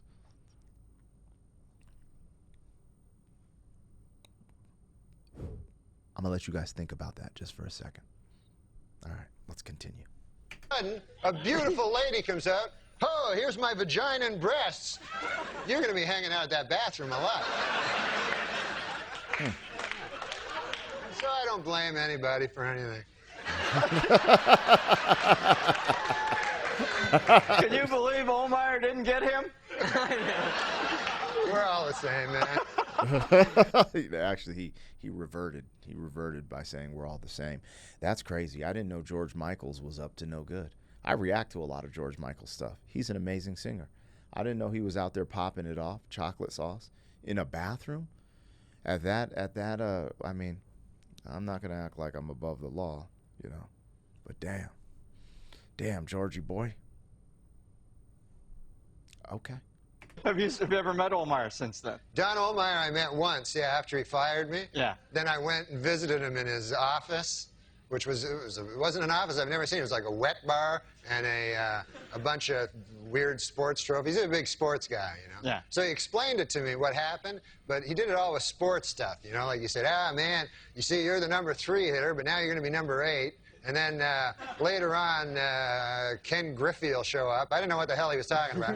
And then I said, well, Christ, man, what the hell am I supposed to do? And he goes, I don't know, just walk it off, you know? And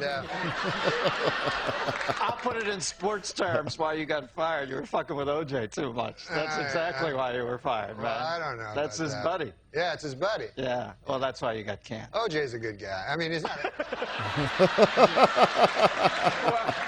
We got to end on that, Normie, but there's what they'll remember you by. OJ's a good guy. Man, Thanks for coming on. Norm MacDonald and David Spade, stick around. Damn, that's kind of crazy. I don't know why that's freaking me out. He said that's what they'll remember you by. Hold on, because I don't really know much about Norm. I don't think he's here anymore, right? Is Norm MacDonald still alive? Question mark.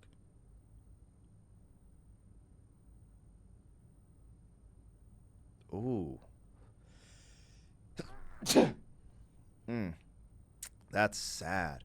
I think I knew this because this was going down during the pandemic time. He passed away in 2021 at 61. A private 9-year battle with cancer. Damn, Norm. R.I.P., homie. You know, when I hear something like that, I totally understand it. I'm talking about his cancer. Rest in peace. This was a funny ass clip. If you guys rock with this, we can check out more.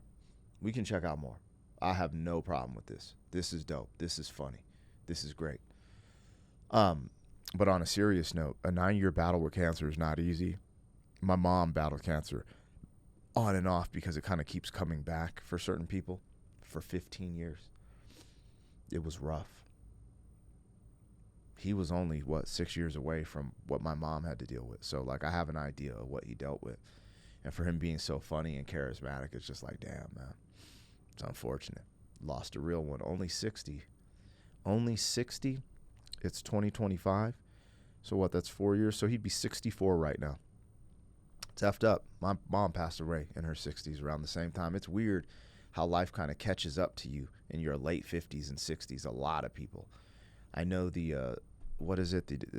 typically women live to I think it's 80, and men live to 77 or 76, something like that. It might be off where it's men 75 and women 79 or something like that, but you get it. Women live longer than men. I wonder why. Anyways, you guys, let me know what I got, what I missed. Like, share, comment, subscribe, and hey, I'll catch you on the next one. City boy! City boy!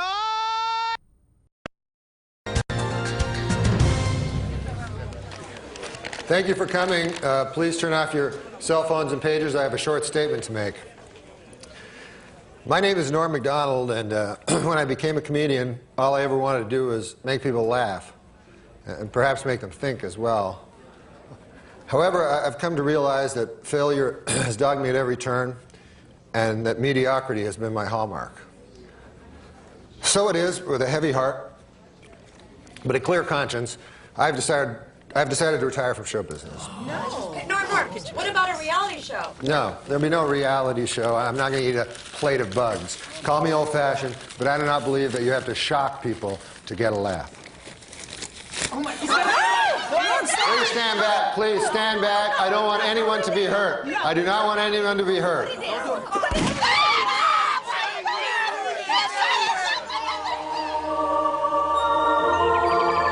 Approach this white lake. I feel more and more peaceful. Uncle Joe! Grandma! Hello, Norman. Hey, Uncle Joe, I see your fishing pole there. They don't have a lake here, do they? Exactly like the one I used to take you to when you were a boy, you remember? Hey, let's go catch some trout. Would you like that, Norman? Would you like to spend your days in endless tranquility, try to fool the trout with a bit of floating feather? There's nothing I'd like better. Well, you can't do that. You've got to go back. But I can't return. I just shot myself in the head at a press conference. If I go back there now, I'll look like a damn fool. Well, you have to go back. You have some unfinished business.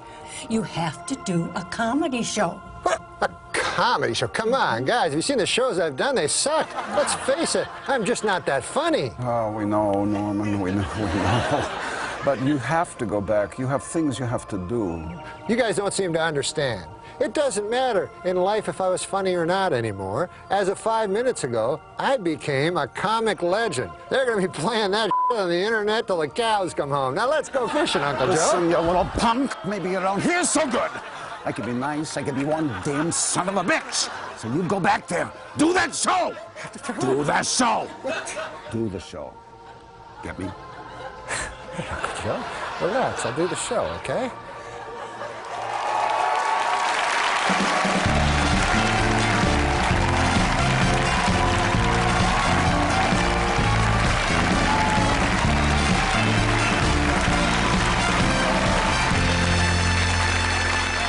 Well, folks, I know you're thinking, you're going, hey, Norm, why are you wearing a crazy getup with some kind of a cave set behind you? Well, here's the thing. Have you heard about these guys that strap themselves with explosives and blow themselves and all these innocent people up? Have you heard of these people? Yeah. Well, you'd think these guys would never get into heaven, right? Wrong. Not only do they go to heaven, but when they get there, they get to have sex with 72 virgins. It's ridiculous. But anyways, I was wondering how they come up with the number 72 because, you know, I know it's a nice round number, but it's a number that seems a little arbitrary to me, you know, so I wanted to get to the bottom of this. So I did some research on the computer there. I hit the, you know, the www. Why do these guys get 72 virgins when they get to heaven? You know, that seems a little arbitrary to me. .org. So I found the answer. I'm going to share it with you. But instead of just telling you, I thought it would be better to dramatize it in the following playlet. Check this out.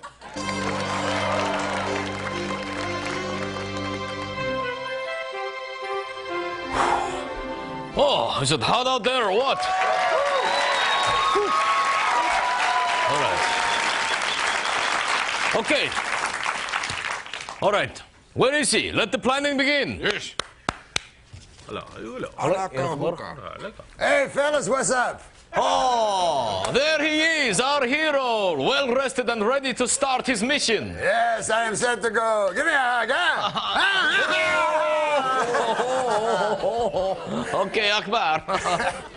Okay, well, let's go over the plan to make sure we got it all straight, okay? All right. At rush hour, you run to the corner of Camel and Oasis. You start screaming something crazy at the top of your lungs. And then you push this button.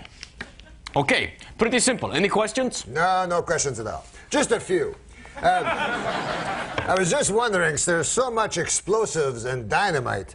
Won't people notice me putting them around the corner?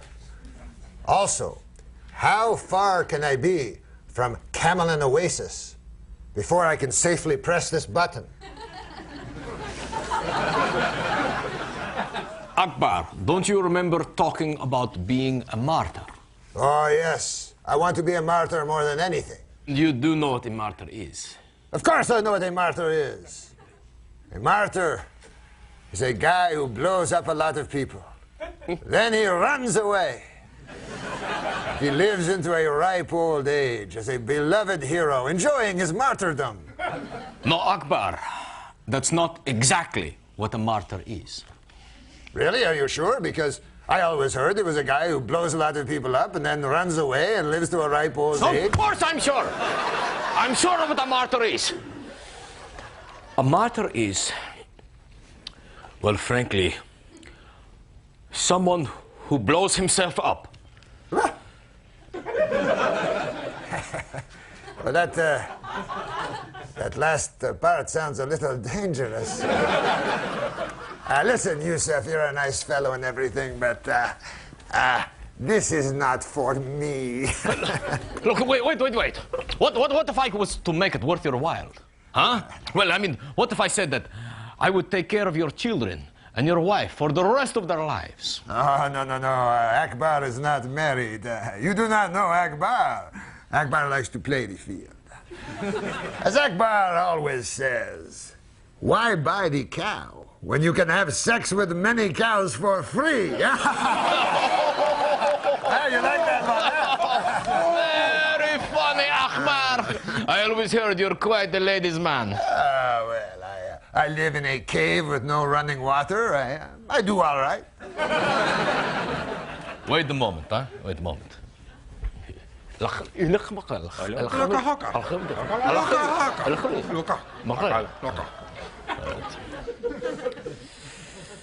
What if I could hook you up in heaven? In heaven? Yes. Imagine this. Upon completion of your mission, you will be greeted in heaven by 25 hot ladies. 25. 25 hot ladies? Oh, that sounds... 25 sounds a little low. How about 100? I do it for 100. 100? Akbar, be reasonable. I'm not a magician. All right. 30 hot ladies. That's my final offer. 30! 30 is an insult to me. I consider doing it for 95. 95? You're killing me, Akbar! I'm killing you, that's rich!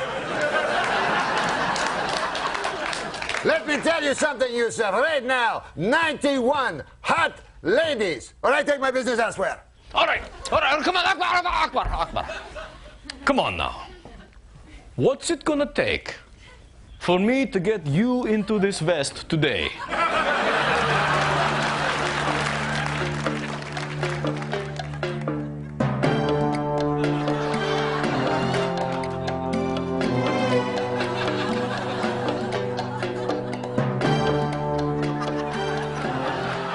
All right, Akbar, 72 of these. Upon arrival in heaven, you'll be greeted by 72 ladies. Hey, I'll tell you something else. I don't want any whores either, all right? Having sex with all kinds of martyrs. I want virgins. Virgins? Virgins! All right, virgins, 72 virgins, all right. Excellent. So be it. I'm going to be having sex with 72 hot virgin ladies. Just one more thing, fellas. I just wanted to tell you. I would have done it for 50! See you later, suckers!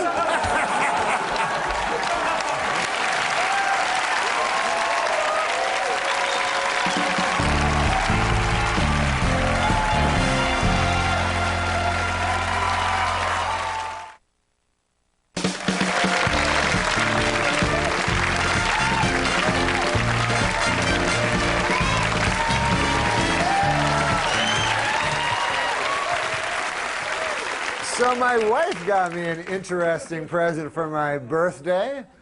Let's take a look at what she got me for my birthday. Hey, there's the birthday boy. How about some wine? This is really sweet of you, honey, but geez, you didn't have to go to anything special here. Oh, no, mister, I'm just getting started. I got you that present you've been wanting. You got me the green shirt? Oh, the other thing you've been wanting. Listen, we've been married almost 2 years, and I know things can get a little predictable in the bedroom, but I've given it a lot of thought, and I decided to give you that thing you always wanted. I don't know what you're talking about, Christine. A threesome. A threesome? Oh, my God. That's the greatest gift ever. I can't believe you. I mean, why would you think I'd want a threesome? You have been dropping a lot of hints. I mean, you mutter threesome over and over in your sleep. You named your boat Threesome. So for your birthday, I really wanted to get you one. Oh, wow. Christine, you're the greatest wife in the world. Oh, honey, why don't you see who that is? Huh. Yeah, okay, sure. Oh, hi, Gwen. Hi, Norm. Hey, listen, Gwen, we're kind of in the middle of something right now. You picked a real bad time, so, hey, maybe you could come back tomorrow, huh? Okay. Bye, Gwen. Man, talk about your dumb luck, huh? We're trying to plan our threesome, and Gwen shows up. Gwen was here for the threesome. Gwen? Well, she would be a terrible choice. She is an awfully good friend. It could get awkward. I'll tell you what. I'm going to find us a woman we don't know. Huh?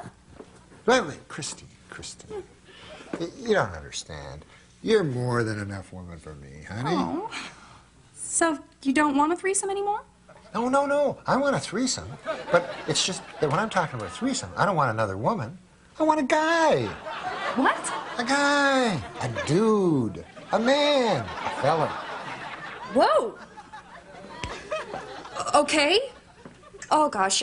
You know what? I'm not sure that's something I want to be a part of. Well, why would you be a part of it? Because it's a threesome? Oh, my God, Christine. Do you even know what a threesome is? A threesome is me and two other guys. So what am I supposed to do while you're having sex with these two other guys? Well, I don't know. Hey, maybe you can catch up on some of that reading you've been talking about. As long as you stay out of that bedroom, okay? Oh, hey, honey, listen, you're not going to just go out and pick any two guys at random there, are you? What do you have in mind? Oh, I don't have anything in mind. Nothing at all, but just thinking off the top of my head, what about a really handsome guy that doesn't know he's handsome and another guy that looks just like your brother? Okay. Okay, fine. I'm a modern woman, and if my husband wants me to get him two gay guys for his birthday so we can have sex with them, that's what I'm going to do. You're the best. Hot diggity dog, I'm going to have sex with two gay guys. Gay guys? What the? No, Christine, not gay guys. What do you think, I'm gay? I just want two average, ordinary Joes like me to have hot, filthy sex with. These women.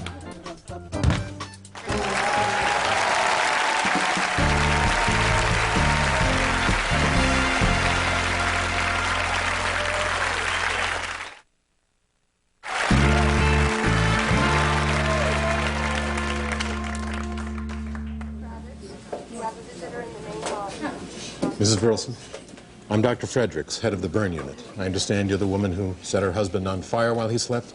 Yes, but you have no idea the abuse I put up with day after day, year after year. I had no choice. He was a monster. Well, I'm a doctor, not a judge. I'm just here to tell you about your husband's status, and quite frankly, it's doubtful he'll ever leave this hospital. Oh, my God. He's been burned over 98% of his body. The 2% that's not burned is a small patch on top of his head, roughly the size of an acorn. That's fine. Is he going to live? He may survive, but will he live? I'm a doctor, not a philosopher. I simply don't have the words to describe the seething abyss of infinite torment in which your husband now lives. Is he in a lot of pain? Well, I'm a doctor, not a poet. But all the morphine that ever was or ever will be would be just a drop of rain in the ocean of your husband's pain. He's in a lot of pain. I have to see him. All right, Mrs. Burleson, as you will, but prepare yourself.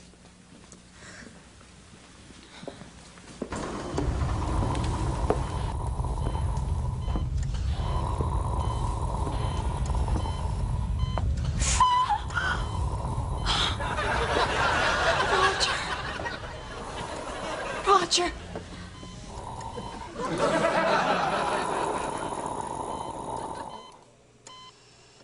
You just put the wrong guy, bitch.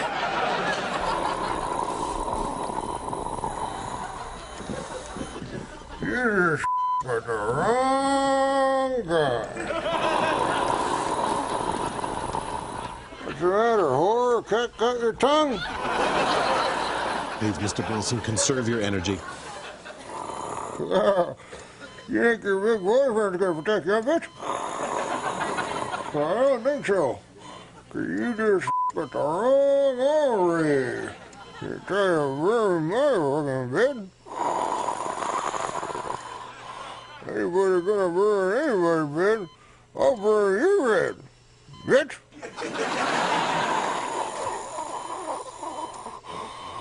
You better just watch your back, woman. I'll tell you that. I got a good mind. I'll give you the back of my hand right now, bitch.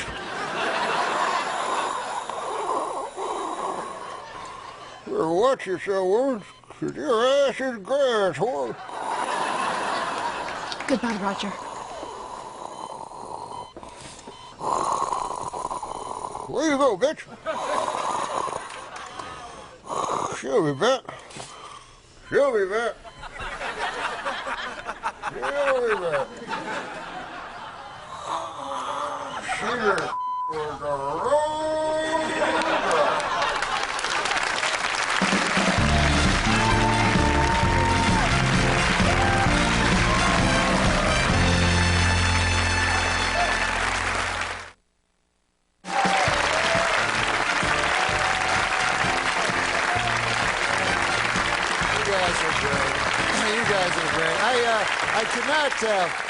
I could not for the life of me figure out how to end the show. It's one of the toughest things to do. But I thought that the coolest ending in the history of television, to me, is 60 Minutes, because it has Andy Rooney. And I don't know if you've ever seen that 60-minute show, but holy Christ, man, you have to plow through those first 57 minutes of those blowhards talking about Rwanda or some violinist or something, until finally you get to Andy Rooney, which is the only reason you watch the show.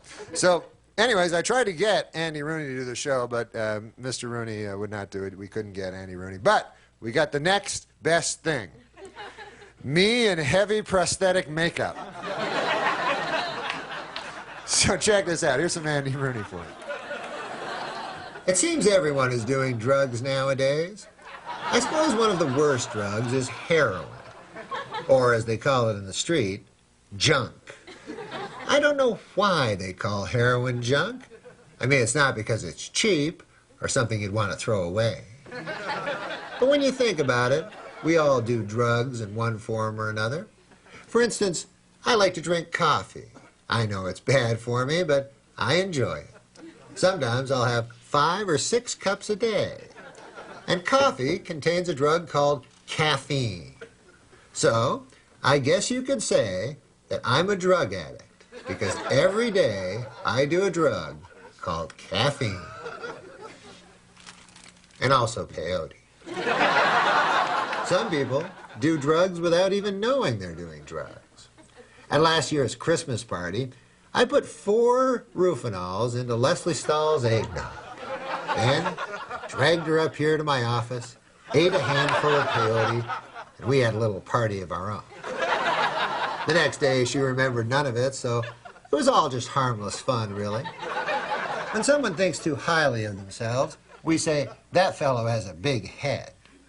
I remember one time, in the midst of a 3-week peyote binge, I looked over at Morley Safer, and his head was 40 feet wide. I don't know if they have a drug that could cure that.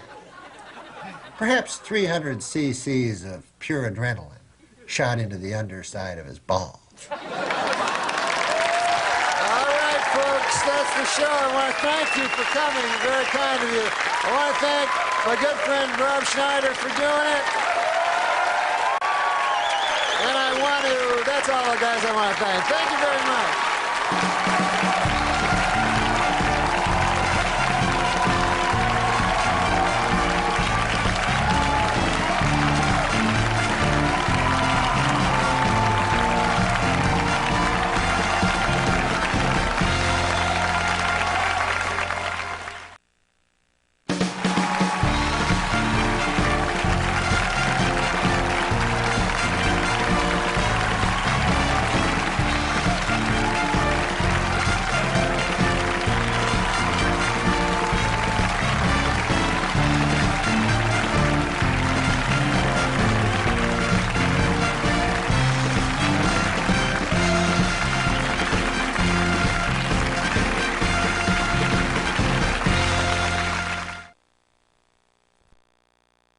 Hello world, hello world.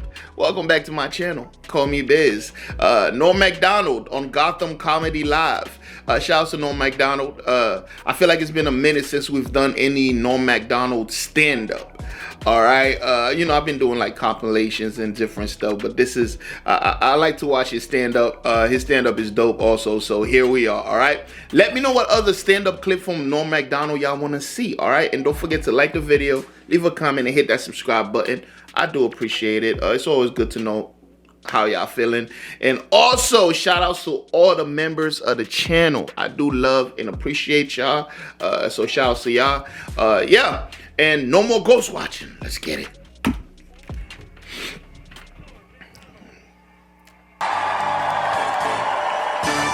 you. Thank you. And welcome. It's a lot of love. You gotta fucking be exhausted. But welcome to Gotham Comedy Live. This is a show like other shows, except you can be dirty. That's what a guy told me. So fuck that shit, because that's my favorite sentence. 2/3 of it's very dirty, and the other one is not. But you go, fuck that shit. That's why I talk about politics and stuff. People, what do you think of that? Fuck that shit. That's how and then people think I have an opinion, but I don't really. But a guy was just telling me, hey, listen, Bill Cosby, first of all, is my hero ever since I was a kid, because I always wanted to be like him, and I got his albums, tried to emulate him, but I didn't like his stand-up, but I like the way he was as a man, because this was before they didn't say he was a rapist on the fucking liner notes of the albums, you know. That's what my buddy said. He said, the worst part about Cosby was he was a hypocrite. And I said, I don't think that was the worst part.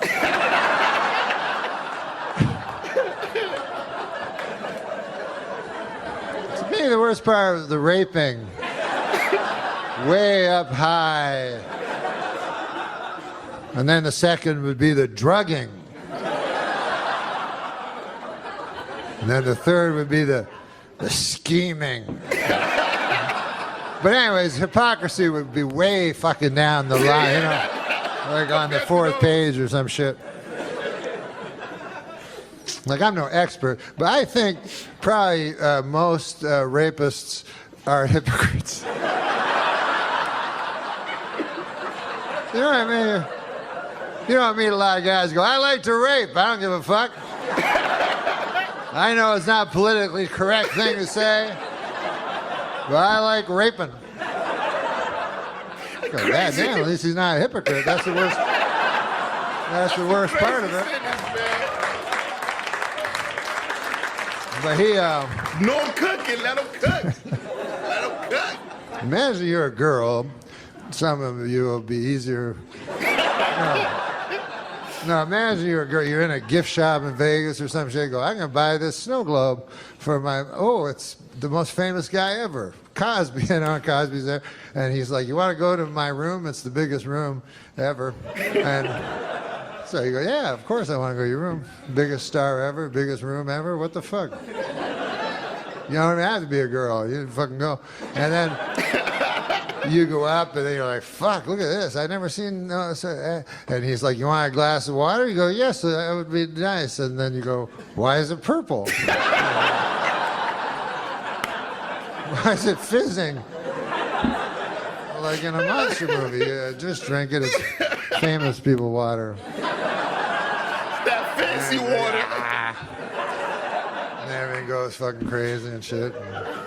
And they come out of it, they're like, what the fuck? I was just in the gift shop. What's that? Cosby cock?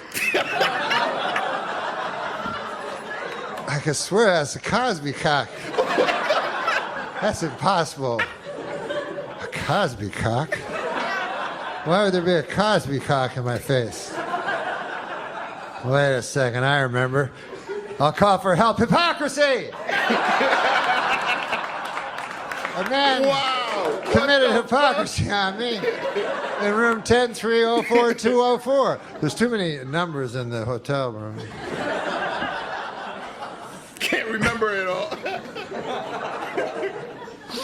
God damn. Cosby. But when you think about that show, people are a hypocrite and shit. But in a way, when you think about the show he had a regular fucking life. But then what was his job? He looked in women's pussies and stuff. And you never saw it. They never showed you that part. So in a way, maybe he wasn't a hypocrite. Wow. What the fuck? I don't even know what's wrong with hypocrisy anyways. What's the problem with hypocrisy, you know? People always against it go, you know what I hate worse than anything? Hypocrite. But imagine your life if you weren't a hypocrite, you know what I mean? Like if you had a kid, you go, okay, Billy, you're 7 years old now. You know what I mean? And then you tell them who you really are.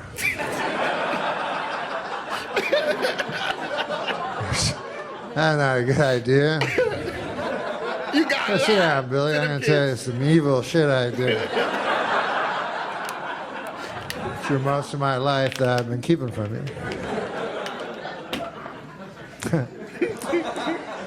So Cosby was a hypocrite. But it's like one of those little things. You know when people do like real bad things and then they add on a little thing? It happens a lot in crime and shit. Like I remember, I'm just swearing because I can. Like crime, fuck it shit. Make it dirtier, But sometimes a guy will commit a heinous crime, then they'll add like some fucking like I remember Richard Speck. You know, some of you are old enough to remember this guy. He busted into a house full of nurses, raped and killed 9 nurses. He was charged with 8 counts of rape, 8 counts of murder, 1 count of breaking and entering.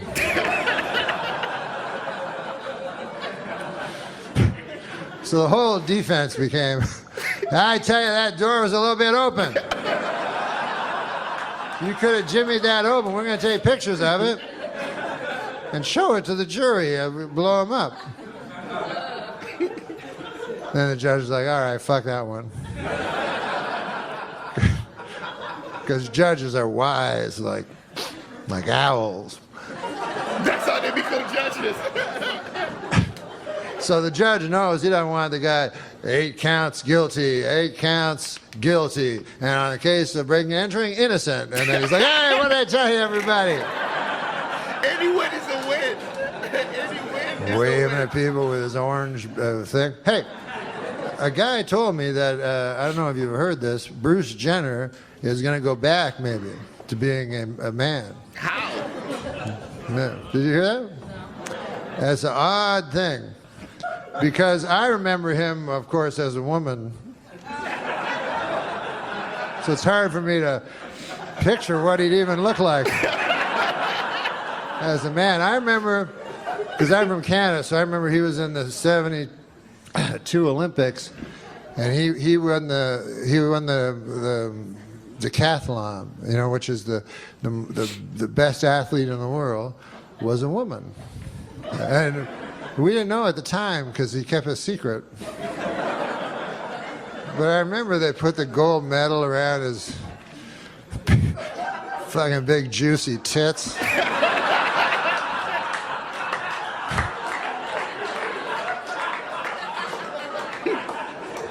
And that to me is when he should have just gone, I'm a lady, and then that would have been good for the LGBTG.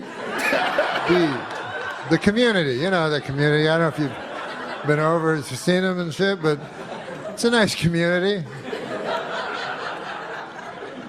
And it would have been good, all the LGBTBL. I try to be inclusive of all the letters in the alphabet. Oh, shit. But, you know, then he waited. That's the problem. He waited till he was 65. That's when Bruce Jenner decided to tell us he was a lady. Now, I don't know about you guys, but to me, is there really that much difference between a 65-year-old? At some point, you got to realize you're just some old thing nobody wants to fuck. So stupid. All right, guys.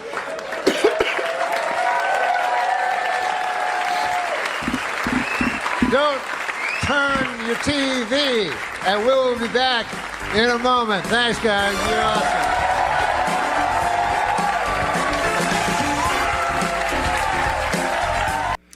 Man, great set by Norm. He actually fucking killed it. The whole hypocrite thing. First of all, Bill Cosby, Bill Cosby's like the, you know, the father, the father figure. You know, he was like the straight and narrow guy. You know, and he was the guy that was like, you know, stop sagging your fucking pants, stop cussing, act like he was really hard on hip hop and even the newer comedians that was coming up. Like I remember Eddie Murphy was talking about him and said, like, you know, he ain't like Eddie Murphy's comedy, and you know, he said that to a lot of comedians because he was like this clean guy, and then when all this stuff started to come out, it was like, what the fuck? So that was the only thing about Bill Cosby. He rubbed a lot of, like, you know, people the wrong way, just the way that he kind of like looked down at certain black people, you know. But it wasn't like looking down and like disgust. It was like a father figure, you know. It's like when you're a kid, your father told you not to get braids, and then you see an old picture of him, he had braids, and then you're like, what the fuck's going on here? But another point too, like the whole hypocrite thing. Of course, like everyone is a hypocrite. Nobody. Like in some situations, you just have to be hypocritical. It just happens. Especially as you grow older and you start to learn things, you change your mind, and then, you know, it just looks a little weird. That's what kids be doing. They be like, oh, you did that, so now it's not okay when it's my turn. It's like, it's not necessarily that. It's that I learned from that, you know. But anyways, yo, shouts to Norm, man. Norm bodied this, man. His way of thinking is just dope, man. Norm is a very intelligent dude, man. Very, very smart dude. Sometimes, not in this, but sometimes I be watching him, he be saying words I never heard of. I'm like, what the fuck? I need to look this up. Shouts to Norm, man. Well-read guy, man. Well-read guy. I love it. Some of these comedians, there's so much more to them. It's ridiculous, man. Y'all let me know how you feel about it in the comment section below. Let me know what's next from Norm MacDonald, and I got you. All right, if you made it this far, don't forget to like the video, leave a comment, hit that subscribe button, and yeah, I'll see y'all in the next one. And guess what? You better be there. Peace. All right, we're back with Norm MacDonald, and you know, you kind of surprised me because you did MTV Beach House recently, and you know, there's a certain kind of person you expect to show up on the MTV Beach House, and I hear, we'll be right back with MTV Beach House, our special guest, Norm MacDonald. I'm like, what the hell are you doing? What was that? It's this show on MTV, right? I know. And it's at a beach. It's at a beach. And they don't script anything. Like, you know, they do, like, anyway, so the dude, the host, was like, hey, Norm, do you mind wearing a pair of trunks, you know, bathing trunks? And I go, no, I don't want to wear that, you know, because I'm like, my body's like all weird looking and everything. And everybody else is super hot ladies and super hot men, you know, I don't, you know, whatever. Whatever you, wow, got an issue about that. All right, go ahead. So I'm on the show, right? So they're saying, hey, come on, seriously, put on the trunks. I'm like, no, man, I don't want to. So then they think this will be funny. They go, hey, we're going to show you a fashion show. Some dudes will come out, you know, and show you, you see what you think. I go, what? So all of a sudden, these three dudes come out, right, dancing around in their thongs and shorts and everything. They're wearing thongs or shorts? Which one? Bathing trunks, but some of them are like thongs where you can see their dirty arses. So,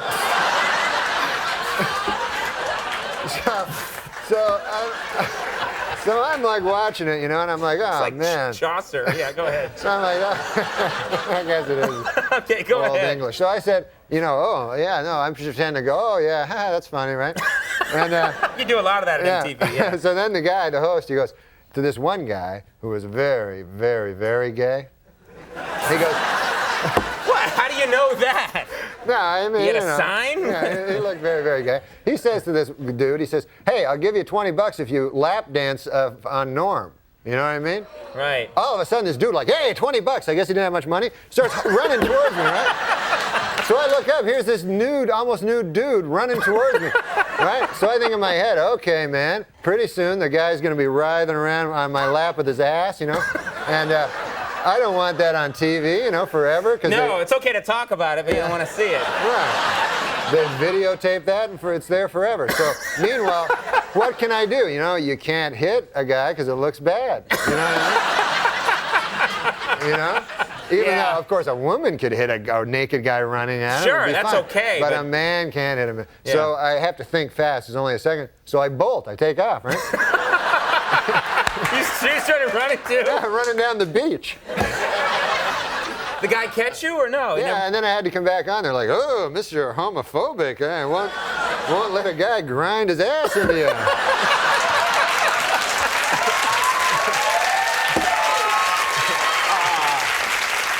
You got to work on that. Hey, I'm gonna miss Andy on this show, man. Oh, yeah, he's got to leave. Huh? How bad is that, huh? Yeah. He should stay. You want him to stay? You should stay. Good move. You should stay.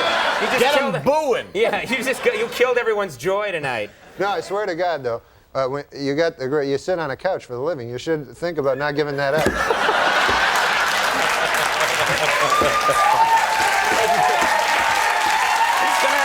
That's a great job. That's a great job. You sit on a couch, and you sit on a chair. It got to be too much, though. I'm looking to lay down.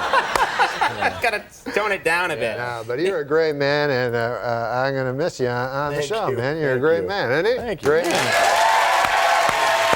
Maybe he'll change his mind. Maybe. I keep asking him. Yeah. He's like, nope. Maybe if the internet, they start like writing "Save Andy," you know what I mean? It's not save him because he's it's leaving. his choice. Yeah. That's the hard thing. Now listen, we want to talk about your uncle because every time you come on the show, you have a story about your uncle who lives up in Canada. Oh yeah, he's a Frenchman. Yeah. Yeah. And you always have like a little story about him. Jean-Luc. Oh yeah, he's a crazy character, that dude. He originally visited New York City. Hello? I'm just having a drink. I can listen to you and have a drink. It's not like I went like this. Hold it. Ooh. Ah, liquid. Huh? I'm still here. Let's see if I got this right. You've got an uncle, lives up in Canada, named Jean-Luc. Jean-Luc. Occasionally he visits. Once time he visited New York. I go to New York. So I'm living in New York, you know? And Jean-Luc, I'm excited. Jean-Luc's going to come by, my crazy Frenchman uncle. So he gets in the cab, right? When he gets to the airport. Yeah, when he gets to the airport, the cab driver picks him up, and the cab driver says to him, "Hey, Frenchman," he says, "Do you like riddles?" You know. So my uncle Jean-Luc is like, "Ah, yes, I love the riddles." That's how he talks. He goes, "I like nothing better than a riddle." So the cabbie's like, "All right, here's one, right?" So he says, "Here's the riddle: his brothers and sisters, I have none, but this man's father is my father's son." So my uncle goes, I don't know. Right? So the cabbie goes, it's me. It's me. Oh, yeah, makes sense. Oh, he thinks about it. Oh, by God, he says, that's a good riddle there. He says, I have to tell my wife, Mary Claire, when I get back to Gaspé. That's where he lives, Gaspé. Right. So he's like, take me back to the airport. And the cabbie's like, what? Right? The cabbie's like, I thought you wanted to go visit Norm there. No. I go back to the airport. All right, you know, I have to tell Mary Claire. Seems odd, right? Gets back on the plane, flies all the way back home there to Gaspé. And he gets back, right? Runs in the door. Mary Claire, where's vous? You know, where are you, Mary Claire? Come on down here. I have a riddle for you. She goes, ooh, Jean-Luc, I love the riddle. She's a woman, high voice. Michael Jackson was visiting. Yeah, all right. So, you're going to love this riddle. How was New York? Forget about that. I got the riddle. Brothers and sisters, I have none. But this man's father is my father's son. She goes, I don't know. Who is it? Some cab driver back in New York.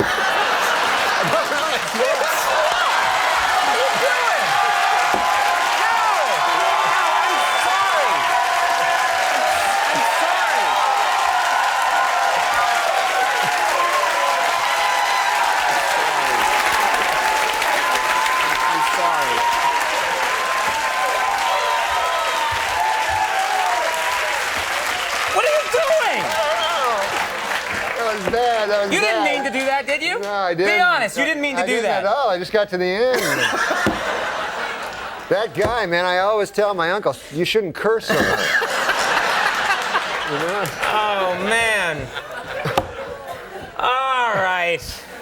Well, we're going to pick up the pieces. Yeah. The show is called Norm. Yeah, yeah. When is that on? That's on Wednesday at 8:30. You already missed it, man. It's Thursday. But it's on all more. They can watch it yeah. next time on ABC. Norm, I'm it's always staying- amazing. staying here, You're going to huh? stick around. I know. Yeah. I'm just going to say thanks for the No, segment. I but you're want going to see Sean. That next guy is hilarious. All right, he's going to stick around. Norm MacDonald's going to stick around. Sean Hayes coming right out. We'll be right back. There was a time when a comedian could walk onto a talk show and tell the truth about the most powerful people in the world. And nobody did this better than Norm MacDonald. When he went on The View, they asked him about the presidential election, and within seconds, he called Bill Clinton a murderer on live television. I think we should get the homicide out of the White House and get like a fresh start, because we don't want any more murderers. The host immediately scrambled to shut him down. Yeah, you know, we're not allowed to, you're not allowed to put out no accusations without. That's a little too That's far. the way it does work. Let's just go on to the next question. Norm just keeps going. So Barbara Walters, one of the most powerful women in American media at the time, threatened him on air. I'll tell you what's a matter of record. You will not be invited back if you don't shut up. He still wouldn't let it go. He tried to sneak in manslaughter as a compromise. Let's talk football. All right, manslaughter. This is 20 years before Bill Clinton's name popped up all over the Epstein files, with photos of him at hot tubs and at parties with girls with their faces blurred out, implicating them as possible victims. They were likely taken around the time the show aired, meaning he was very much active in Epstein's circle at the exact moment Norm was warning the public of what he was. And this View appearance was watched by millions, so the fact that he's this relentless tells you how much he wanted people to think about it. He answered a fake phone call from his producer to mess with the hosts. You know Matt Strauss? Yeah, the producer. The producer, he told me it would be funny. He said, like, why don't you carry a cell phone on and then let it ring and then pretend like there's a guy on it. And when they tried to move on to a different topic, he just kept steering it back. I love. There's no stopping you, is there? No, you seem to like Bill Clinton. They really, and this man leads into our show on Friday night. I know. It's all right. His career's over after this anyway. Who cares? The host had brought up Bill Cosby, and then Norm said this. Bill Cosby is a great man, first of all. There has never been any accusations toward Bill Cosby about any... Bear in mind, this was literally years before the Cosby scandal broke, so here he's way ahead of his time. Norm then later delivers the perfect joke about Cosby on comedians in cars getting coffee with Jerry Seinfeld. Now, do you think Cosby's legacy will be hurt? Yeah. You do, huh? I mean, there was a comedian, Patton Oswalt, he told me, I think the worst part of the Cosby thing was the hypocrisy. And I disagreed. You disagree with that? Yeah. I thought it was the right thing. Norm was banned for 15 years after that first View appearance. He'd been ripping on the Clintons for years by this point, so it was kind of expected. He'd even roasted Bill for being a sexual predator to his face at the White House Correspondents' Dinner, an event originally meant to broker positive relationships between the president and the press. The U.S. State Department, folks, has just issued a travel warning for all women moving past Dick Morris's table. He attacked Clinton's fundraising scandals, casually implying the president was charging for everything. Before I sip this coffee, actually, sir, how much is it? How much would a cup of coffee cost in a place like this? I didn't want to get, I didn't want to see $90,000 on my bill later. I thought this was kind of sad. I heard last night that President Clinton charged Abraham Lincoln's ghost $10,000 to sleep in his own bed. He joked about the head of ABC News and the affairs everyone in the media knew about but wouldn't report on. The joke being that sleeping around was so normal at the network that sleeping with your own wife was the scandal. There's a rumor that last week, a certain, I don't want to say who it is, a certain gentleman in ABC News, he went to a party and he got really drunk and he ended up having sex with his own wife. He also pursued journalist Larry King, who is famous for marrying much younger women. Table 10, wherever you are, table 10. We're sorry your waitress hasn't been there in a while. Larry King just married her. Months later, the world found out about Clinton's affair with the White House intern Monica Lewinsky. Then there's the infamous painting of him in a blue dress found in Epstein's New York townhouse. The artist confirmed that the blue dress is a reference to Monica's blue dress, which was a central piece of evidence in Clinton's affair. Lewinsky's dress famously contained Clinton's DNA and was cited by lawmakers as proof he lied. Clinton appears in 3,584 documents, 63 flight logs, and 195 emails in the Epstein case files. Norm had his card marked while everyone kept their mouths shut, and we know the Monica controversy is simply a drop in the ocean. But before we continue, I want to tell you about our video sponsor Fume, because cravings aren't just about nicotine, they're about the habit. The hand-to-mouth motion, oral fixation, the momentary pause when that loop is broken and cravings spike. You see, Fume replaces your habit with a flavored air fidget device that gives your hands and mouth something to do, distracting the cravings without nicotine, vapor, or even batteries. That way you don't just try to quit, you upgrade the habit loop and reach for Fume instead. That's why anytime I just have any cravings, I can just grab a Fume and start fidgeting with it. And then when I use it, it tastes amazing. Personally, my favorite flavor is the crisp mint one, which is the strongest flavor and best for heavy users. But the best thing about this is that the flavors are lighter and not as strong than vaping, so it's like flavored water is to soda, which makes it so simple and easy to use to replace your bad habits. So if you're ready to break your bad habits, now is a great time to try Fume. As right now, when you grab a journey pack, you'll get a free Fume topper for just using my code MOON. The Fume topper adds a soft replaceable chewable mouthpiece, giving your mouth something safe to chew when cravings hit. So grab this offer while it's available. Head to tryfume.com, that's tryfum.com, and use code MOON to get your free Fume topper with your journey pack. But this was one night of thousands. Norm did this every single week for years on Weekend Update, a new sketch in Saturday Night Live featuring headlines that were both lethal and uncannily prescient. This weekend, veteran news anchorman David Brinkley apologized to Bill Clinton for an election night commentary in which he called the president, quote, boring and uncreative. Admitted Brinkley, there was certainly nothing uncreative about the way you moved Vince Foster's body. The guy he was talking about, called Vince Foster, was a White House lawyer and close friend of the Clintons who was found dead in a park. The official ruling was that it was self-inflicted, but allegations surrounding the Clintons' involvement has never gone away. Norm leaned into it hard week after week. Although the report does concede, Foster was deeply depressed because President Clinton was trying to murder him. He crossed Clinton with O.J. Simpson, who at the time was the most famous accused murderer in America. The implication being that Clinton wanted O.J. to murder his wife. Well, more O.J. Simpson news. On Friday, the Juice officially endorsed Bill Clinton for president, adding, quote, I'd like to help him any way I can. To which the president replied, well, there is one thing. Norm went after Hillary too, framing her as a compulsive liar around her claim she was named after the first Western mountaineer to summit Everest, Sir Edmund Hillary. For years, Hillary Rodham Clinton has told people that she was named for the first man to climb Mount Everest, Sir Edmund Hillary. But as Esquire magazine recently pointed out, Sir Edmund did not climb Mount Everest until 1953, 6 years after Hillary was born. However, the First Lady does have a good explanation for the discrepancy. She loves to lie. Andy had a whole running thread of jokes about Bill actively trying to get rid of her by sending her to space and leaving her there. Astronaut Shannon Lucid, back on Earth after a record 6 months in space, was welcomed home Tuesday with a phone call from President Clinton.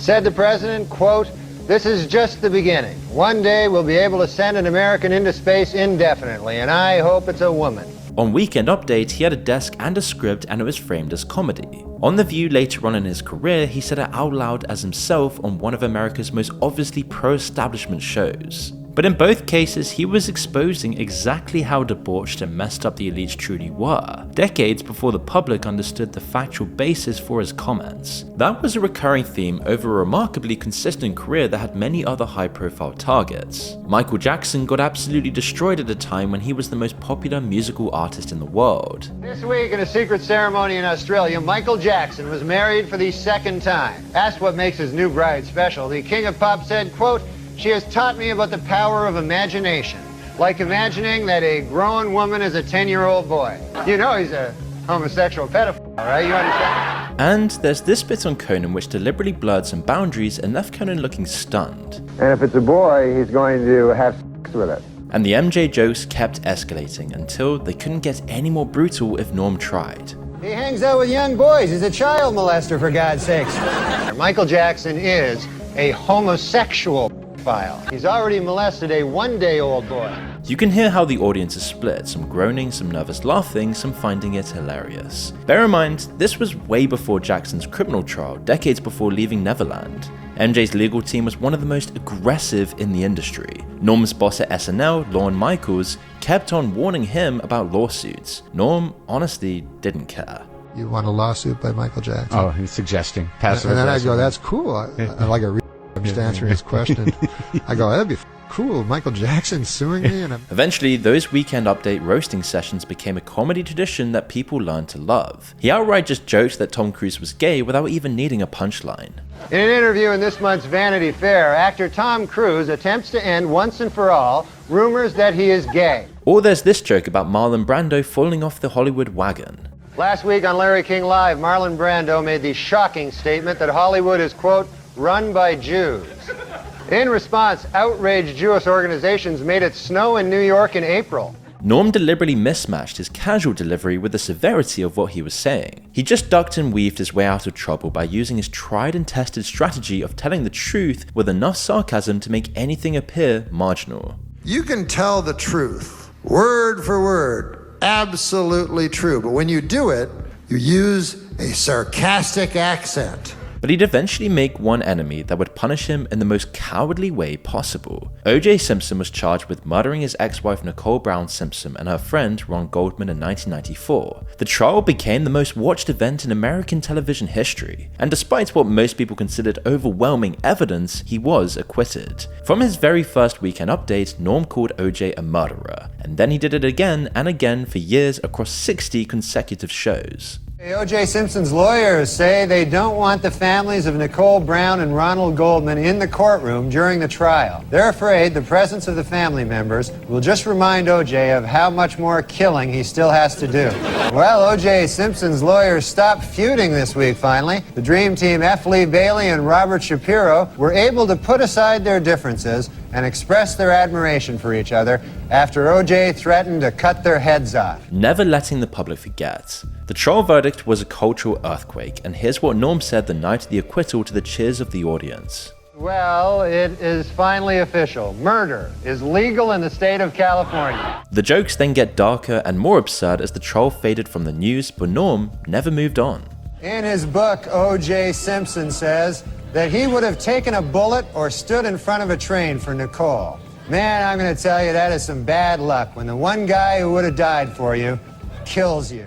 This week in the O.J. Simpson trial, after grisly photos of the murdered Nicole Brown Simpson were shown in court, O.J. turned his head away and wept. It was at that moment that he realized he would never be able to kill her again. According to retailers, the most popular Halloween mask this year is O.J. Simpson.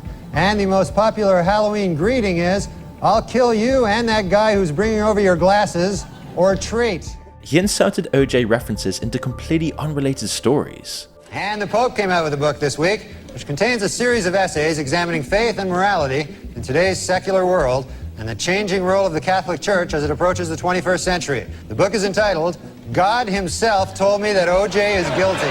Every single week, no matter what the news was, he found a way to call O.J. Simpson a murderer on national television. He even joked about O.J. at the ESPYs. And there's Charles Woodson. How about that? And what a season he had. That is something that no one can ever take away from you. Unless you kill your wife and a waiter, in which case... But this whole time, the head of NBC's West Coast division was watching his every move. Because he was O.J. Simpson's personal friend and golfing buddy. He allegedly threw a party for the jurors who acquitted Simpson, and he desperately wanted Norm to stop. Obviously, Norm wasn't planning on that anytime soon. So, he just fired him and removed him from the Weekend Update from the start of 1998. The official reason was declining ratings, but nobody bought it, and that same excuse has been used to fire many comedians from similar roles since then. The NBC executive also told Conan to stop booking Norm on late night, but Conan thankfully ignored him and kept booking Norm at least 25 more times. A year later, Norm was then rehired in pretty much the same career arc Shane Gillis followed years later, and his opening monologue was one for the ages. How did I go in a year and a half from being not funny enough to be even allowed in the building to being so funny that I'm now hosting the show? How did I suddenly get so damn funny? It was inexplicable to me, because a year and a half, let's face it, is not enough time for a dude to learn how to be funny. Then it occurred to me, I haven't gotten funnier. The show has gotten really bad. It was a classic industry U-turn where cancelling someone merely strengthened their resolve and popularity. Norm was still the best in the business and the best man for the job, but for all the people he went after, he was far from indiscriminate. He was painstakingly careful about whom he accused and what he accused them of, which means when he picked someone, there was a reason. In 2008, Comedy Central asked Norm to perform the roast of his close friend Bob Saget, so Norm called to discuss what he was going to do. And he called me and he said, Saget, I can't say mean things about you. You're my friend.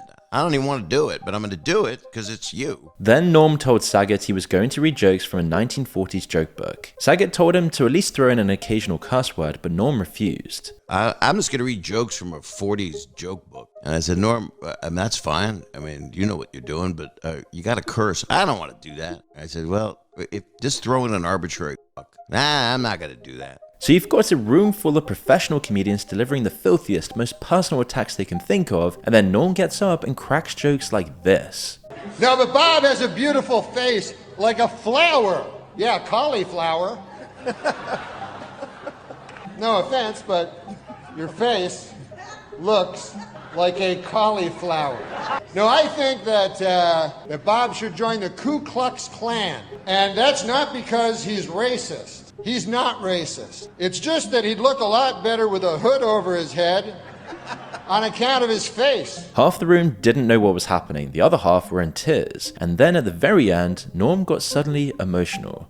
Bob, honestly, has never had an unkind word for anybody, and I love him, and I hope everybody else does. So. Saget later said Norm basically didn't enjoy the roast format, which is ironic at first impression, but makes complete sense when you consider that roasting people without cause is just meaningless. The last thing Norm's comedy was meaningless, and that wasn't his style. So he made the very conscious decision to roast the roast. Because he didn't want to hurt his friend, and also he didn't want to do a roast. He didn't love the form. He was the master of playing on these kinds of contradictions, including probably his most famous joke when he told Conan he was a deeply closeted gay man who also wasn't gay. The thing that nobody knows about me is I'm a deeply closeted gay man.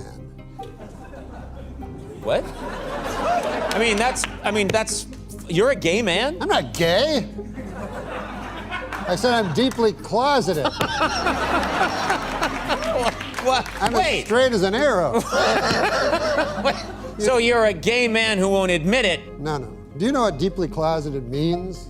Yeah. It means a man who will not acknowledge that he's gay. Yes. The joke is a perfect loop that confuses Conan, confuses the audience, and technically never says anything at all. That was late era Norm, where his jokes sometimes had a distinctly intellectual and sometimes introspective tinge. He'd always deliberately hidden how smart he really was, having moved up 2 grades as a kid and studying mathematics and philosophy at university at the age of 16. He'd also hidden the fact he'd privately been battling cancer for years and told almost nobody. Well, I didn't know, but everyone else must have known. And then Jim Downey called me and said, you know, more or less, Conan, fuck you for not telling me about Norm. And I said, Jim, I didn't know. And Jim Downey said, I would think Downey might know. No, Jim didn't know. Yeah, did you know? I did not know. I think 2 things about it, and they're diametrically opposed. One is I wish I had known because I would have told him what he meant to me. Yeah. And then there's the other side, which is great respect for him wanting to keep it private. Yeah. And him not wanting people to treat him any differently. because he was sick. 3 years before he died in 2021, he went on The View again to essentially apologize for blundering over the Me Too movement. Norm said he was glad it had slowed down a bit after the sexual misconduct controversy with Louis C.K., and The Tonight Show cancelled his appearance as a result. Norm first went on The Howard Stern to explain himself and made it worse, saying, quote, "You'd have to have Down syndrome to not feel sorry for the victims." That View appearance was a stroke of genius encoded in Norm's comedy. He sat awkwardly popping Tic Tacs while the host walked him through his mistakes one by one. Every time he said something supposedly sincere, you can watch him pop another mint as a clue that his heart was not in this interaction even if his head was. It's always bad when you have to apologize For the apology? An apology. And stupidly, I was about to say that word, and I stopped and said, what's the right word to say? And then I said a different word that was equally. I realized at that moment that I'd done something unforgivable. They tried to confirm this humiliation attempt was working as intended. Now are you thinking twice before everything comes out of your mouth? Then he said something that sounds like a throwaway line but isn't. What's offensive is anything over the line, and I personally think almost everything is over the line. By that, he's saying everyone is offended by everything, yet somehow no one picked up on it. But this last line is the real tell, given that Norm spent years outing criminals before getting hauled in for a backfiring joke. Yeah, I have been surprised because, you know, I never did anything. I mean, I spoke, but I mean, I don't want to be tossed in with people that actually did, not crimes, but sins, or, you know, I barely have consensual sex. He waited until they were satisfied he'd served them enough remorse, then slipped in a last-minute jab at the end. It was basically the proverbial middle finger to their whole fake operation. The industry never gave him the career his talent deserved. Norm never got his own late-night show, which Weekend Update was supposed to be the stepping stone towards. His sitcom lasted 3 years and vanished. He was touring 44 weeks a year into his late 50s because he couldn't afford to stop. That's another reason he went where no one else dared, because as he claimed, he had little to lose. He was a compulsive gambler who lost everything multiple times over and wasn't materialistic in the slightest. He once joked that someone tried to sell him a guard dog to protect his valuables, but the dog would actually become his most valuable possession. This guy wanted to sell me a dog in the store. It was $600, this dog. Can you believe it? $600 for a dog? Oh, man. I was looking to pay, you know, a buck. I just wanted a bargain dog, a nice discount dog, a cheap, off-the-rack kind of dog, any kind of, show me to your bin of dogs, my good man, I said to the guy. But this guy says, no, he says, why don't you buy this dog? He says, it's $600, this dog, but he says, this dog is a pit bull. He says, this dog will protect your valuables. You know? And I don't even have anything very valuable, you know. I buy the pit bull, that would be the most valuable thing I have. I'd have to buy something to protect it then, you know. I'd be out shopping for wolverines the next day there. Show me something in a timber wolf if you could. If anything, the sicker he became, the more relaxed he seemed, and he kept up his sharp commentary on current affairs rather than retreating into the background. When Epstein was found dead in his cell, Norm posted a single tweet that cut to the very core of the entire topic. A man is a coin, no observe without reverse. If you like, remember Jeff Epstein as a monster, destroying lives with wicked nonchalance. But for me, I will remember him as the man who killed Jeff Epstein. You have to think about that last line again where he says the man who killed Jeff Epstein. Norm is saying Epstein killed himself, but by framing it as something Epstein did to Epstein, he's making the death sound like a hit. Either Epstein killed himself and that's suspicious, or someone else killed him and it was covered up, which elegantly covers both bases. Before that more famous post, he posted something more to the point like his earlier style of comedy, saying Epstein was point blank murdered by his powerful friends. Considered that was his gut instinct and not a widely held view at the time, and when Norm had a gut instinct, he usually was right. Hey, did Jeffrey Epstein commit S? Was he on S watch? Impossible. Was he murdered by his rich and powerful friends? At the same time, he also kept on defending others from the industry's injustices. When Shane Gillis was hired and then publicly fired from Saturday Night Live in 2019, Norm was among the very few in the industry to speak out. With the media labeling him as a bigot, Norm picked up the phone and talked to him for an hour. Norm MacDonald was a cool one. Really? Yeah, that was a cool one. I talked to him for like an hour. No! On the phone, yeah. Wow. It was crazy. He's another guy that's exactly who you think he is, you know? 2 years after that phone call, Norm called it a draw with cancer after 9 years. I'm pretty sure if the cancer dies, I mean, if you die, the cancer also dies at exactly the same time. So that, to me, is not a loss, that's a draw. His legacy has only created more supporters for the very fact that it's going out of fashion. Every time another scandal breaks, everyone looks back at a time when influential comedians like Norm would go straight for the jugular regardless of the consequences. The question of why exactly he hounded powerful people doesn't have a single clear answer because he deliberately obscured his own motivations. He professed to not know or care about politics. People had very strong opinions on the election. You know, some people had very strong opinions one way, and other people had strong opinions the other way. And I didn't have any opinions at all. I don't have really any opinions on anything. Like, you ever watch the CNN, and they'll have the polls, you know, and it'll be like, what do you think about embryonic stem cell research? And then it'll be like, see, there you go. It'll be like 52% yes, 46% no, 6% I don't know. See? And that's me. I don't know.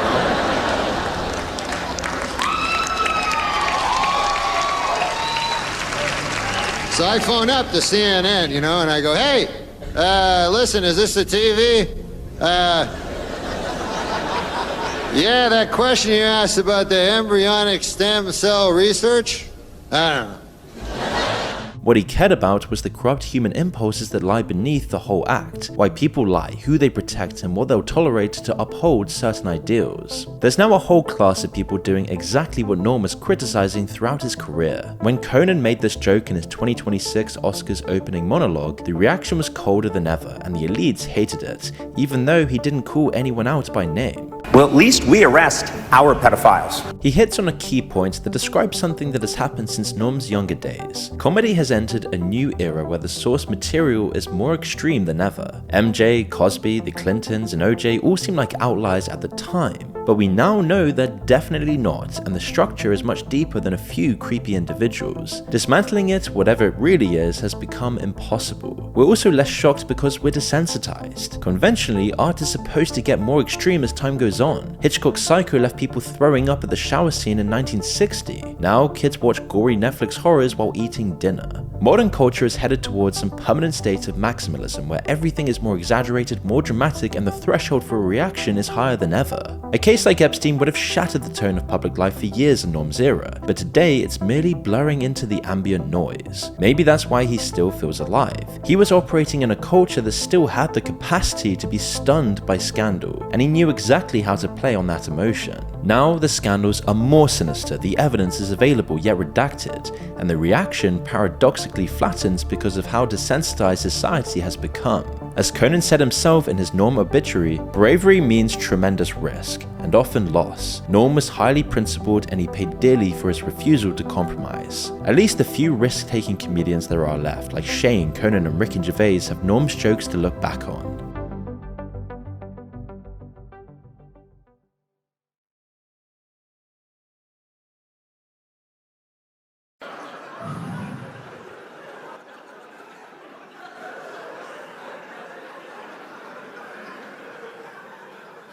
What about those commercials where the guy just tells you stuff you already know? Like there's this one with William Devane, and he goes, you like gold? And you're like, yes, of course. You should buy a big bar of gold and put it in your safe. You go, well, I wish I could. That'd be very nice. Do you know gold's always been valuable? Yes, I know everything you're telling me. Daffy Duck told me that when I was a little kid. I know all about how gold is valuable.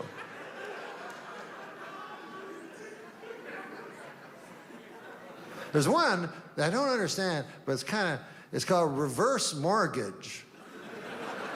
I've never heard of one of these fucking things. And it has a guy on it, and he goes, I'm a guy. And I want to tell you about reverse mortgages. You've probably never heard of them, but you all know what a mortgage is. That's when you and your loved one, you get together a grub steak, you know, a little little bit of money, and by God, you put it down on a piece of land or a house, you know? And then every month you pay what's called a mortgage, you know, which is some money to the bank. And then 20 years pass or 30, and you have a big party with your friends, and all your kith and kin come, and you...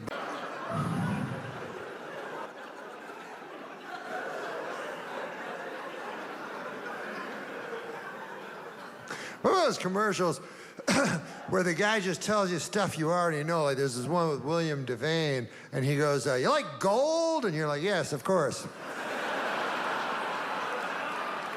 You should buy a big bar of gold and put it in your safe. You go, well, I wish I could. That'd be very nice. Do you know gold's always been valuable? Yes, I know everything you're telling me. Daffy Duck told me that when I was a little kid. I know all about how gold is valuable.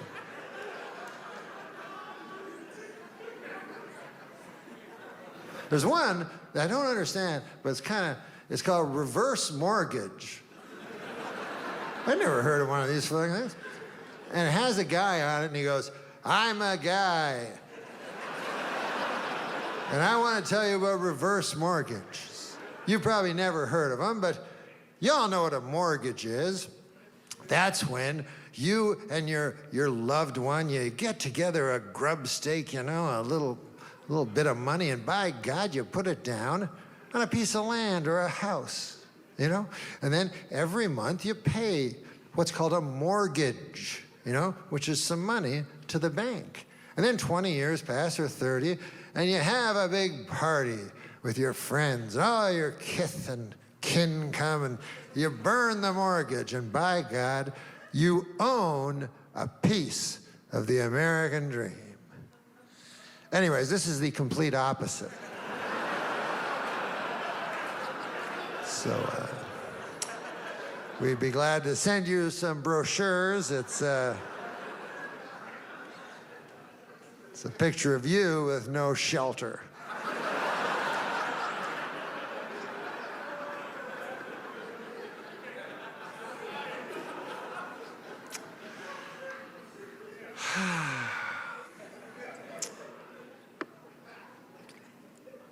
You know, I'm trying to be a better person.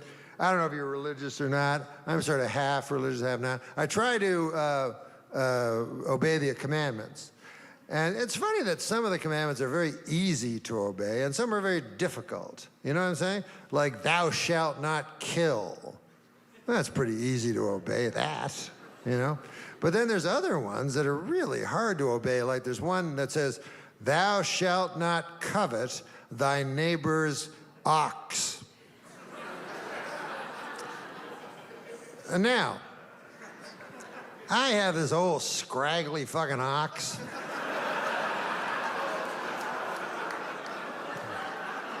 I bought him used. That was my first mistake. And the guy that sold it to me didn't tell me about all the fucking diseases this thing has. So he fucking wandered around. He can't pull anything. And he has a big thing around his neck, like a bell, and that caused neck problems, so I have to take that off. And then I walk past my neighbor's house, and I look in his garage, and here stands the most beautiful, like blue-gray Belgian ox that I've ever laid eyes upon. And he's brushing his lustrous... And I'm not supposed to covet it.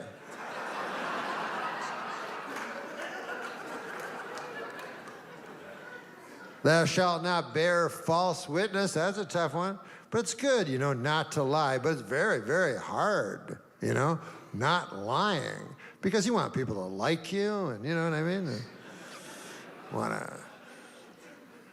All kinds of reasons to lie. I thought of a way of not lying, and I'll share it with you if you like. You can tell the truth, word for word, absolutely true. But when you do it, you use a sarcastic accent. So I'll give you an example. Like your wife goes, "Hey, I noticed at dinner you were looking at my sister. You're not attracted to my sister, are you?" And then you go, "Oh, yes. I forgot to tell you, I'm attracted to your sister." She's like, "All right, Henry, never mind." You go, "No, why? It's true. I want to fuck her. Hey, the only reason I married you was to fuck your sister, right?" She's like, "Nah, I shouldn't have brought it up." "No, why wouldn't you bring it up? I mean, you're the victim of this whole thing." I remember at the vows, I kept thinking, I am going to seduce every member of my wife's family. Regardless of gender, I'm gonna fuck all of them. And then afterwards, I'm gonna invite them over to the house and set it on fire, killing them all. And then I'm gonna move on to the next town where I do it again. And it's like, all right, Henry, we don't need to hear. You don't have to be like this. Why? Why? What? You're the good person in this scenario. I'm the guy that goes from town to town, fucking and murdering entire families, and leaving conflagrations of ashes that used to be human beings. I'm the most...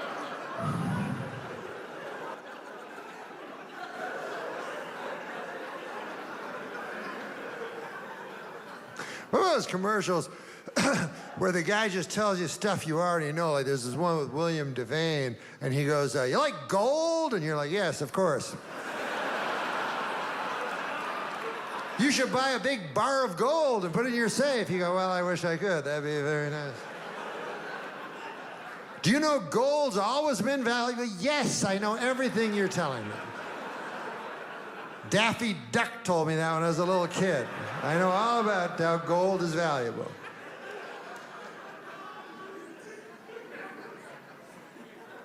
There's one that I don't understand, but it's called reverse mortgage. I've never heard of one of these fucking things. And it has a guy on it, and he goes, "I'm a guy. And I want to tell you about reverse mortgages. You've probably never heard of them, but y'all know what a mortgage is. That's when you and your loved one, you get together a grub stake, you know, a little bit of money, and by God, you put it down on a piece of land or a house, you know? And then every month you pay what's called a mortgage, you know, which is some money to the bank. And then 20 years pass or 30, and you have a big...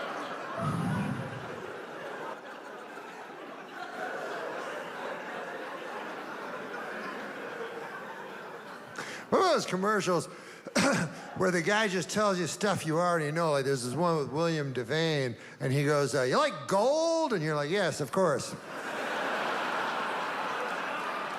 "You should buy a big bar of gold and put it in your safe." You go, "Well, I wish I could. That'd be very nice." "Do you know gold's always been valuable?" "Yes, I know everything you're telling me. Daffy Duck told me that when I was a little kid.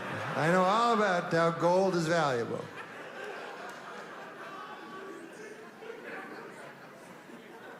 There's one that I don't understand, but it's called reverse mortgage.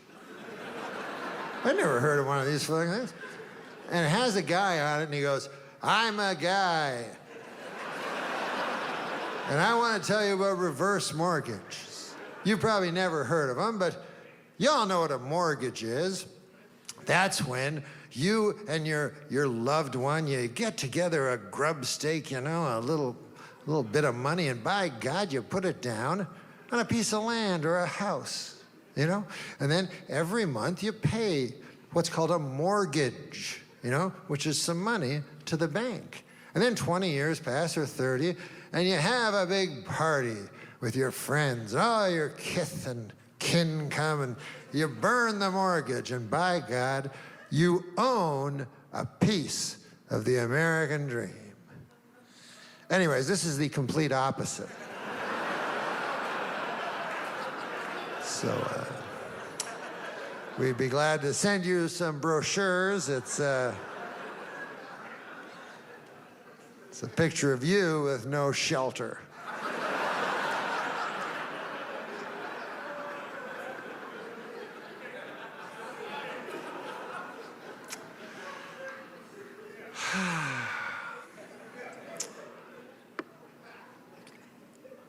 You know, I'm trying to be a better person. I don't know if you're religious or not. I'm sort of half religious, half not. I try to obey the commandments. And it's funny that some of the commandments are very easy to obey, and some are very difficult. You know what I'm saying? Like, thou shalt not kill. That's pretty easy to obey that, you know? But then there's other ones that are really hard to obey. Like there's one that says, thou shalt not covet thy neighbor's ox. And now, I have this old scraggly fucking ox.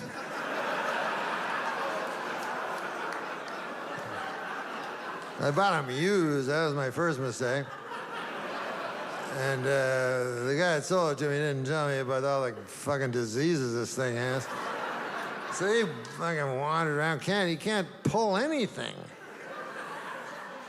And he has a big thing around his neck like a bell, and that caused neck problems, so I have to take that off. And then I walk past my neighbor's house, and I look in his garage, and here stands the most beautiful, like blue-gray Belgian ox that I've ever laid eyes upon. And he's brushing his lustrous... And I'm not supposed to covet it.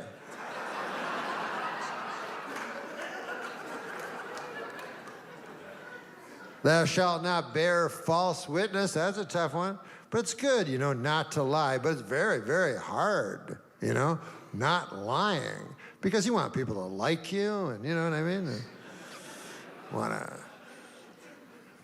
All kinds of reasons to lie. I thought of a way of not lying, and I'll share it with you if you like. You can tell the truth, word for word, absolutely true. But when you do it, you use a sarcastic accent. So I'll give you an example. Like your wife goes,